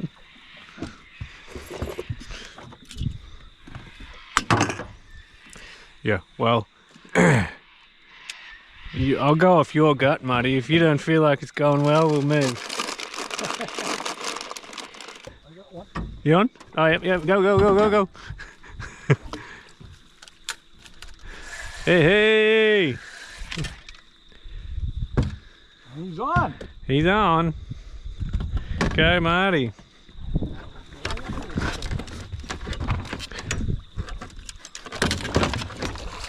Oh, that's a dirty carp.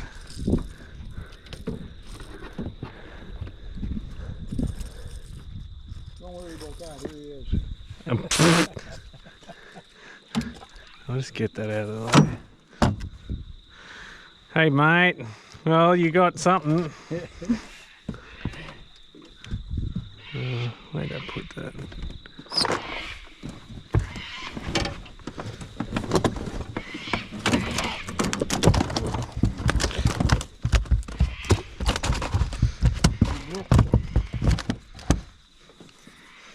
You took the bloody hook. What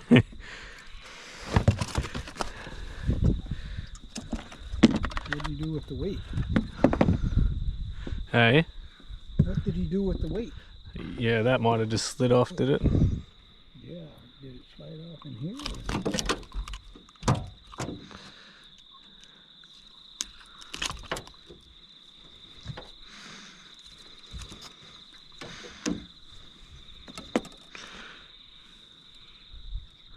Is that one for Greg? No. Can you keep That is the pest of the Australian system. It's a carp. Oh. So what do you do? Just let him go? No. You get fined. Well, I've killed it, so now I can let it go. I don't ever show what happens with these ones because there's two schools of thought. There's one school of thought that people think they think you should throw them on the bank, and some people that think you should throw them back in the river. Oh yeah. But I'll let you hold on to that for a sec. I'll take a photo, but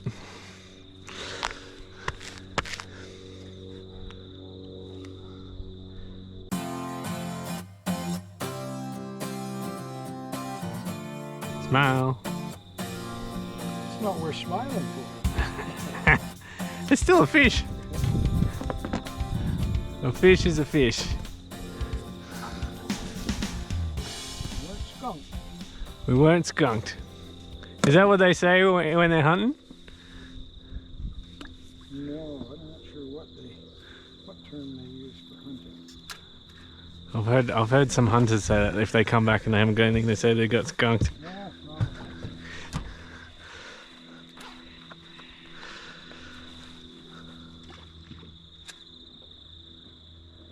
Actually fight really well, the carp. They're probably, out of all the fish in the system, they're the most fun to catch Oh yeah. because they'll just go forever. But they're just not good eating. You wouldn't even feed them to your dog, although some people do eat them. It's just they're bony. You got to cook them properly. Even when you do, it's like the worst tasting fish you've ever had. I haven't tasted. I'm just going off what people say who have eaten carp. Well, I have another one biting. Yeah.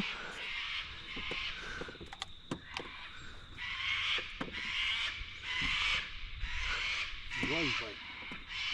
You got all the action today. Oh, that looks like another carp bite.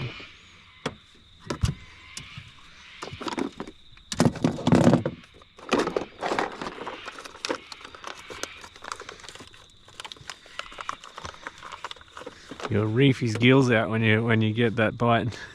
Oh yeah. And carp, they stink. You get more plays. Yeah, carp just, they stink. I don't think there's much good about it. Apart from the fight, that's about the only good thing about them. Yeah. I reckon that first one you had on was a trout cod. But I never like to say because like carp will always come. As soon as you get on them, they'll come up to the surface usually straight away. And if it's just going down, it's a cod. It whether it be a trout cod or a Murray cod, they both just go straight down.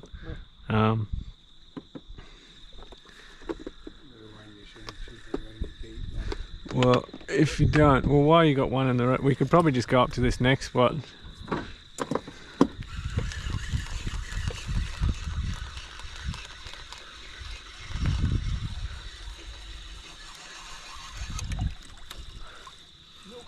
Nothing. Took it. Sometimes it can be just shrimp too. Oh, yeah.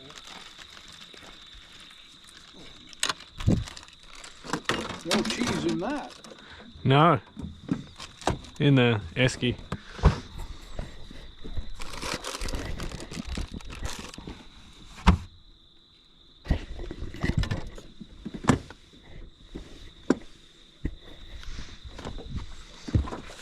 Ooh. It might be a challenge getting that off.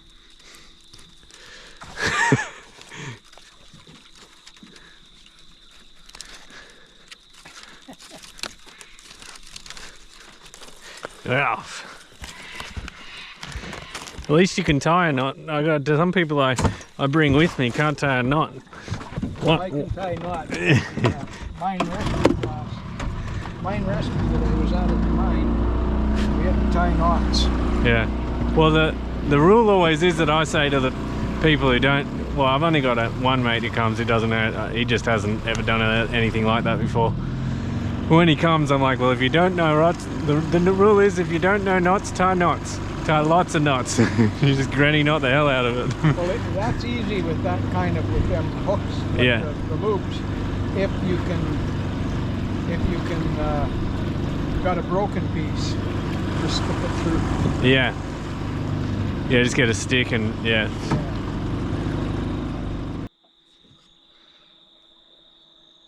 Although I'm always keen to let whoever's here, I usually let them pick a spot.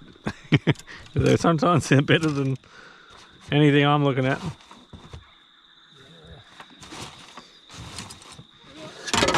Whoa! Oh, we're on. Got one? Yeah. Oh, geez. That's the ticket to getting a fish, is to say you're going to have a key. I don't think it's big though. It's you little. There you go. I've added the board. I'm on the board with you, Marty. Oh, geez. Where's my phone? You want to take? You take a picture of that? Yeah. I'm proud of all my catches, Marty.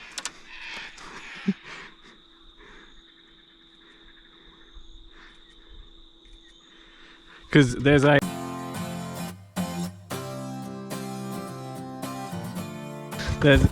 think he just swallowed the sinker. Thanks.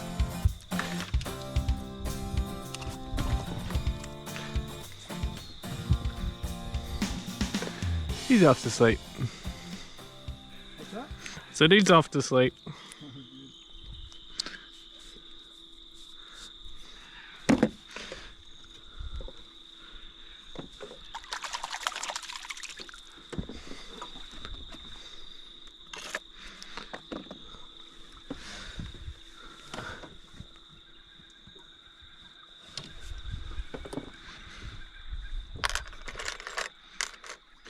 Unfortunately, when winter hits, that's what I changed to catching. I actually target carp.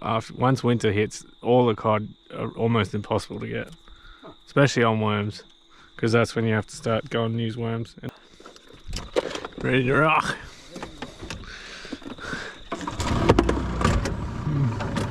We just need to get you one of those ones, Marty. That was a good trout cod. Usually the average is around anywhere from 25 centimeters to like 40. Yeah. Like anything over 50 is really good. Yeah.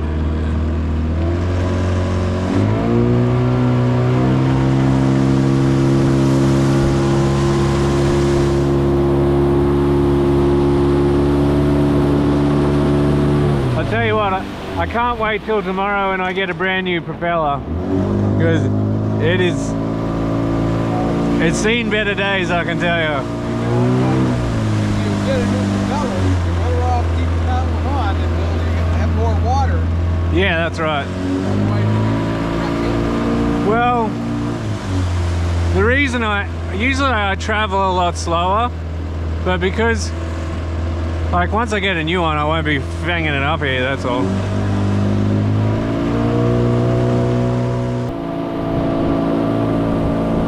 I usually just tie on even to the strands, yeah.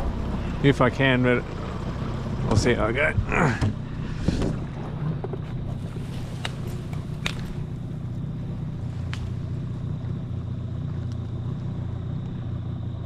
Tying right onto them. Yeah.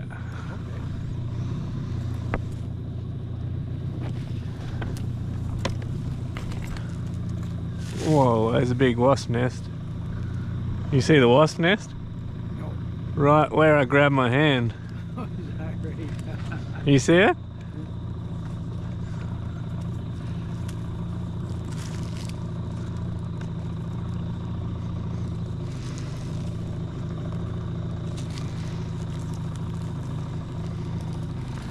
I do not want to get bitten by any of those things. You see it? Nope. Right there. Oh, right there. I don't know if that's good. Are they in there? It doesn't look like it. I don't know if that's going to be strong enough to hold us.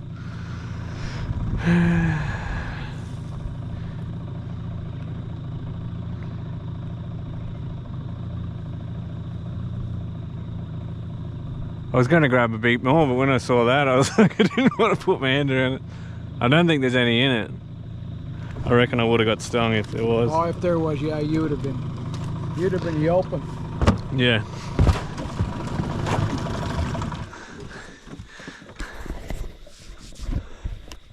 Yeah, so this is my theory all the time, is anything under the hair goes pretty well. Hasn't steered me wrong yet. Where the hell am I going to throw this thing? Huh?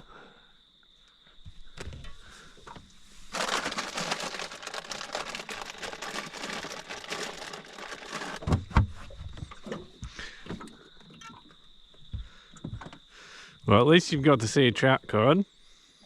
Yeah.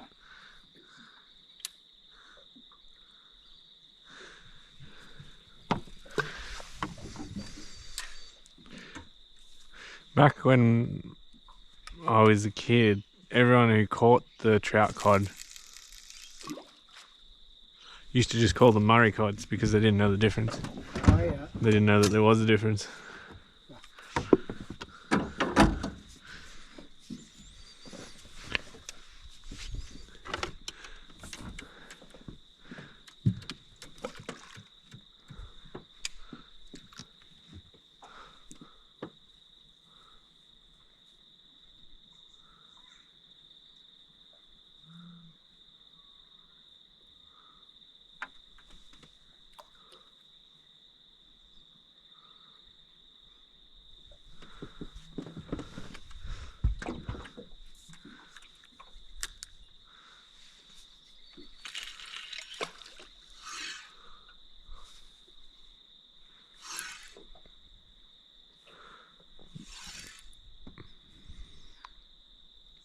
It's pretty deep here.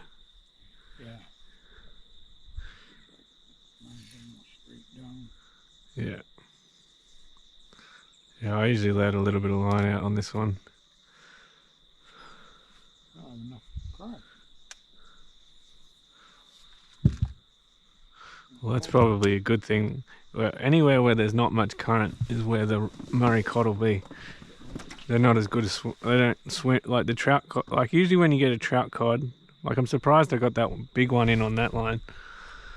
Yeah, usually when you get a trout cod, they'll fight so much longer than a Murray cod. They'll probably fight all the way, whereas Murray cod just have that definite, like they got this real powerful bangs at the beginning, but there's not many of them.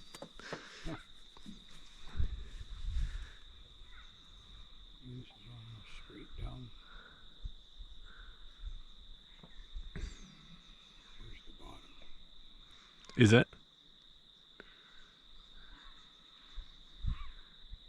Like I'm jigging for halibut. Find the bottom and then just pull it up a foot or so. Do like that. Up and down, up and down.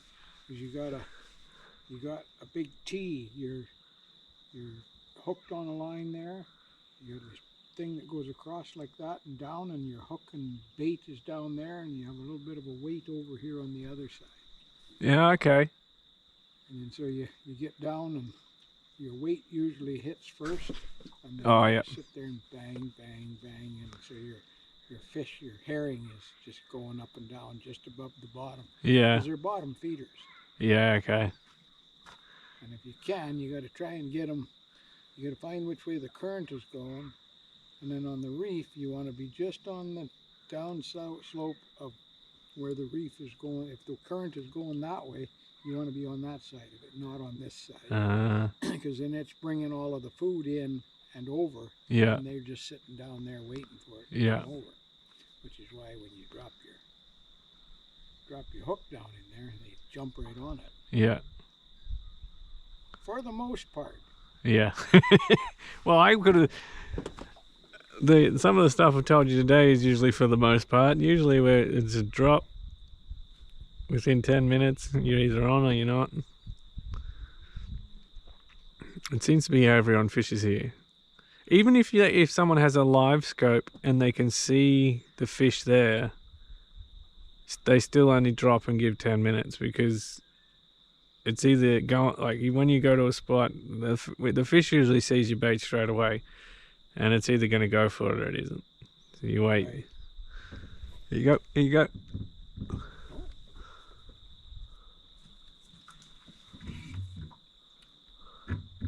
I wasn't paying attention. Now I probably have no bait left.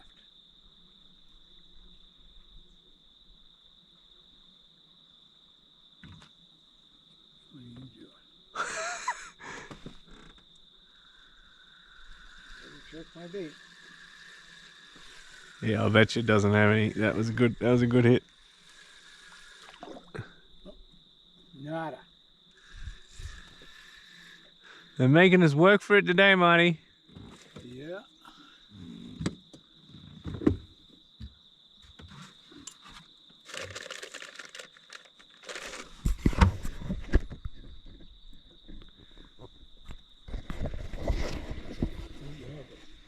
Little elastic band to go around the bait to hold it tight.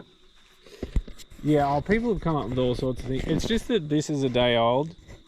Oh yeah. Usually fresh cheese is pretty good.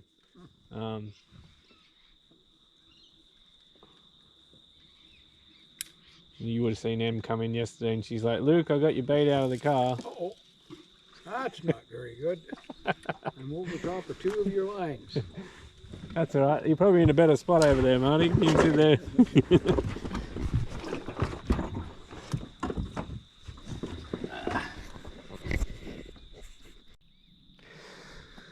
Well, I usually film all day because sometimes it's just funny things you see. I've fallen over. I fell out of the boat, but I've fallen over in the boat. There's just funny stuff that happens all day. And if it's me, I don't mind taking the mickey out of me. I always try and make everyone else look really good.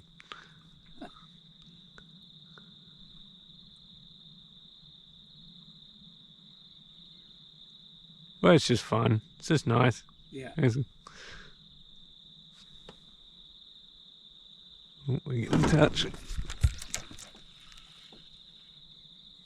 Damn. You got me. Oh. Still there? Don't know. No, I don't think he is. I think I just hit a snag on the way up. Oh, and I still got me. Well, I won't get rid of that cheese. It's not coming off in a hurry.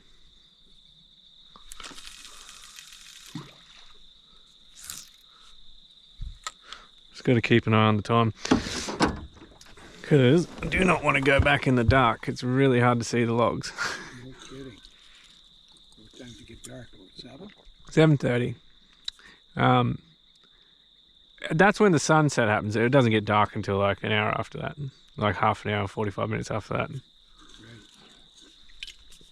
So yeah, so we can probably leave pretty soon. We'll go down to that spot where we're getting them. Okay. We'll be there for... Would you want to go now, actually? Sure. While I'm scaring us. I do have a light bar at the front of the boat, so it's just a slower trip home. I don't want to do that.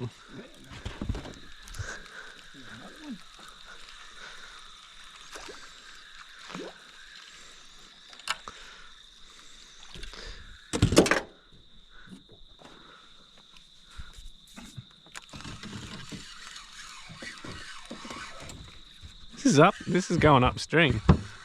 That's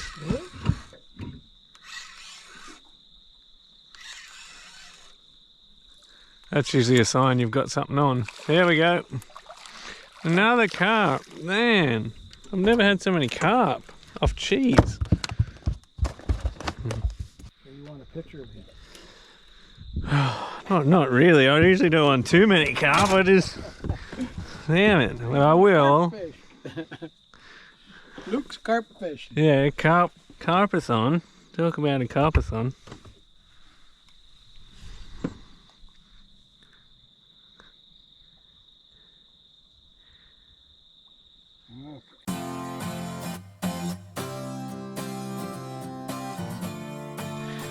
Man, you can't get away from them today. You're not living anywhere past it.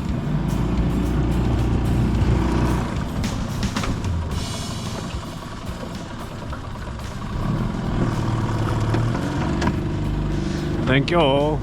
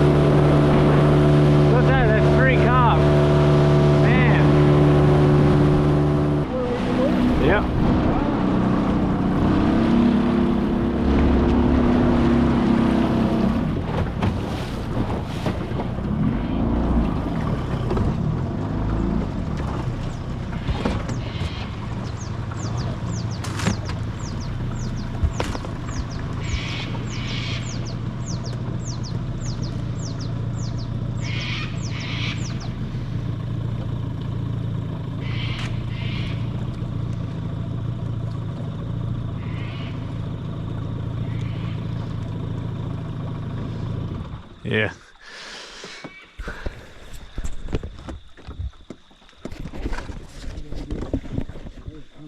Yeah, that'll do. Oh, you're right. Well, You right? the rod is all right. Alright, right. I usually take it with me because I lost the bait because of it. like most of these are just put together rods because depending where you are, like sometimes we'll be fishing here and it'll be in some backwater. Next thing the boat's flicking around and you're going the opposite way of the river and there might be logs or something there and snaps all the top of your rods off. The randomness in the river, that's for sure.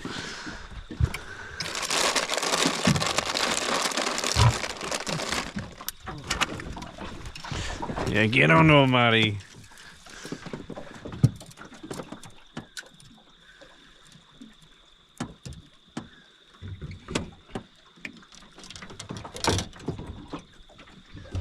Yeah, it helps with that ice. It's cooled that cheese down. It sticks on a bit better. Yeah. Was it a fish? I don't know. It looked like a bit of foam. A little bit far away. Looks like that. Sometimes you get like froth. See that? Yeah. See in between those see that frothy stuff? Oh yeah, that's probably what that is. Yeah. I see some further down. Yeah. Oh, I still got my bait on. All right. We're gonna try and get around this willow tree. Oh yeah, that's a big one.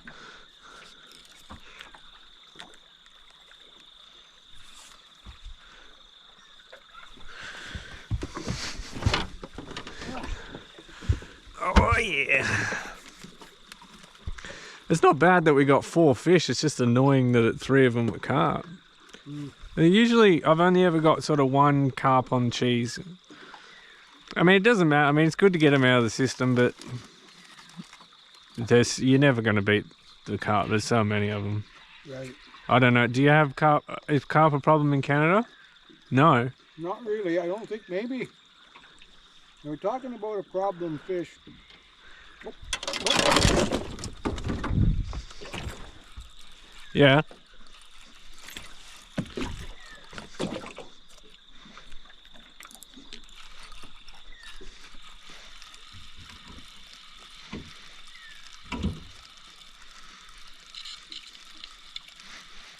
A gooder? Nah, I don't even think it's on anymore. Yeah, moving, isn't it? Oh yeah. Oh, don't tell me it's a Wow. Scourge of the ocean. Another carp? Yeah. Jeez. You gotta change the name to Seymour's Carp Adventures. Oh, stop it. There's a lot of people who find that funny that you said that. Because they know I hate them.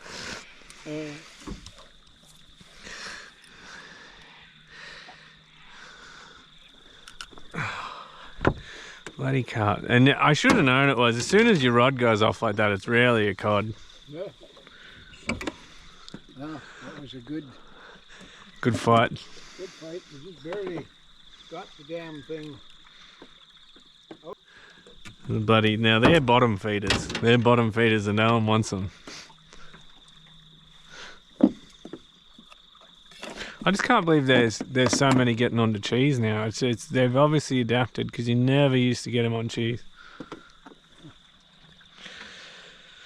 which is annoying because I think the only other bait then I can use is chicken thighs. That works pretty well. The best thing about the bait for these fish is you can get it all from the supermarket. Yeah. Yeah.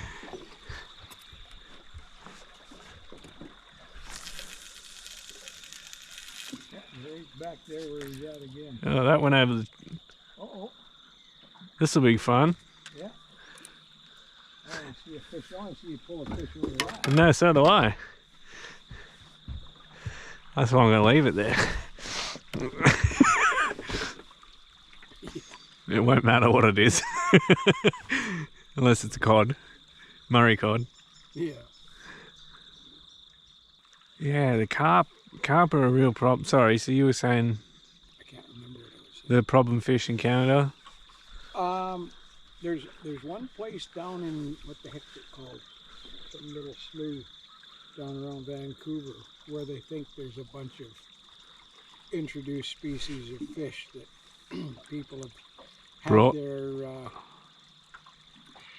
little fish they keep, their goldfish and stuff, and they're surviving. Because goldfish will survive in a pond that's covered with ice. Oh, really? Oh yeah. With goldfish, I saw someone pull up one on another fishing YouTube guide that I watch here in Australia, and he pulled up this goldfish. It was massive. And the only thing it could have been was someone's pet and they've thrown it in the water. Yeah, well, a lot of people, like in this place, a slew, a lot of people, the kids don't like feeding them anymore or anything like that, so rather than flushing them down the toilet or whatever, they take them out and just throw them in the little slough or the creek or something. Yeah. And of course, they end up surviving.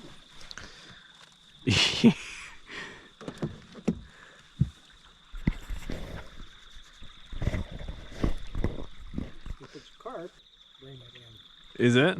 Well, I've seen the American. In China, there was lots of carp. I've seen in America that they've tried all sorts of things to get rid of carp. Like they've tried electrocuting the water. They've tried to shock them and do sound things that'll only apparently affect the carp. Yeah. They're not winning. As much as they're getting, they're not winning. They just reproduce so quick. Yeah. Like here they're talking about introducing a virus that kills just them. And I don't like that idea. But I don't know what else they can do. I don't know how you would just kill one species of fish and not some of the others. Well, it's apparently some form of the herpes virus. But everyone's saying if they do that, apparently it will kill all the carp. But everyone's saying, well, the cod eat the carp. The trout cod eat the carp, and then we eat the carp. Like, how long is it before it crosses over? Yeah. And, like, I don't like that idea at all. No one does, but apart from the politicians. Right. Because they obviously get a kickback from whatever company that they're pulling the reins for. They're champion. But it just doesn't sound good. Anything that we've used with medical intervention is not a good idea. Well, you've got to see a good part of the river anyway today, Marty. Yeah. Now, where does this river come from? Does it come out of the Snowy Mountains? Gundagai comes up there through Tumut. Not through Tumut. Yeah, the Snowy Mountains. So if you go up to where the Yarrangobilly Caves is, that's like probably the only public cave system up there you can go into. So I don't know if you've ever done that while you're here. I did the Jewel Caves. Jewel Caves. That's out of Sydney. No. But so this, yeah, we're basically on your way to Thredbo, on top of the mountains. You'll see there's like a stream. That's this stream. Oh. Yeah, it starts up there. But it's just like a creek up there. It's not very big. Well, that's like the Similkameen River that I live on. Yeah, okay. It starts in Manning Park, and it comes out of the mountains there, and it's just very small. Yeah. But the headwaters of the Fraser River aren't very big either. Yeah, okay. And they're up by McBride, way up there. Yeah. And then as it goes, and as all the tributaries get into it, that river gets bigger and bigger and bigger. Yeah. It flows into the ocean right at Vancouver down there. Yeah, okay. Well, this river eventually goes to irrigation farms. So when I said the pumps that make it run backwards, that's literally like just past Griffith. And it's there's the biggest vegetable farm in the southern hemisphere apparently. And yeah, they got some big 3-phase pumps. Oh, huge. There's one there that they use to water almond trees, and they have a fuel tanker running to it every day. Like one massive truck of fuel, and it'll run these diesel generators that are the size of shipping containers, and they run through a full truck, and they have to run trucks every day to water the almond trees. The pumps at the mine, they pump the water out of the tailings pond, and the tailings pond up to the mill. Yeah. Freaking massive, and it runs through a pipe that's at least that big around. Yeah. And it's full going up. Nice. Yeah, full all the way going up to the mill. Wow. And then every now and then we have to extend the whole barge that it's on. We have to push it out. Because build everything up, push it out. Keep having to do that because the ponds keep coming up. Yeah, okay. Swimming around in the water.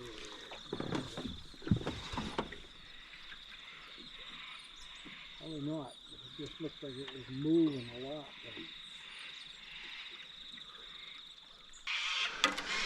Well, I reckon we might have to go soon. Yeah, whenever you're ready.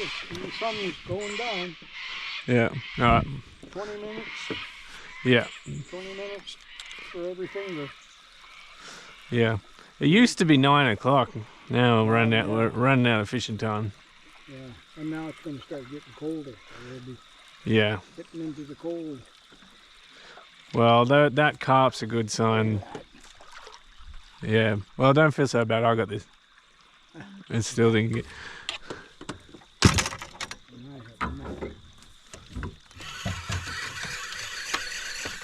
Yeah. I've been noticing, well, even in the middle of winter, I would still go 6:30 in the morning. You can sort of set up before the sun comes up. Oh yeah.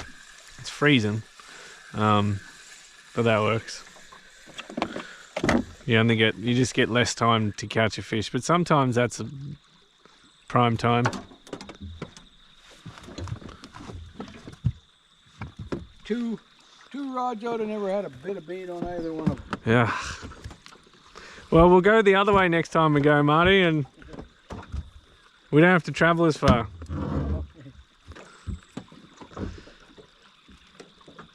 I just had a good feeling about today this way, but which isn't, I tell you what, that 55 trout is up there with, I haven't caught too many bigger than that.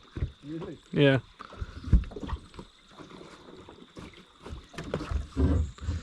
Not too many at all. Well, you're the king of the water, that's for sure. I don't know about that. I caught one. You caught, didn't you? Yeah, that's all I brought in. You got a carp? I brought in that one. I reckon that first one was definitely a trout cod. But I didn't get it. We didn't see it. We didn't see it. Doesn't count. I hate it when you can't see it. That's the thing that's the most annoying. Yeah, so see this inlet? Normally people go up it to fish.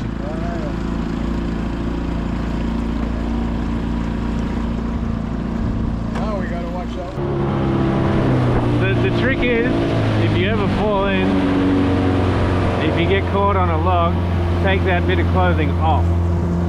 Because as soon as you get grabbed by the log, the force of the river forces you down. Yeah, oh, I know. Yeah. So if you got baggy clothing,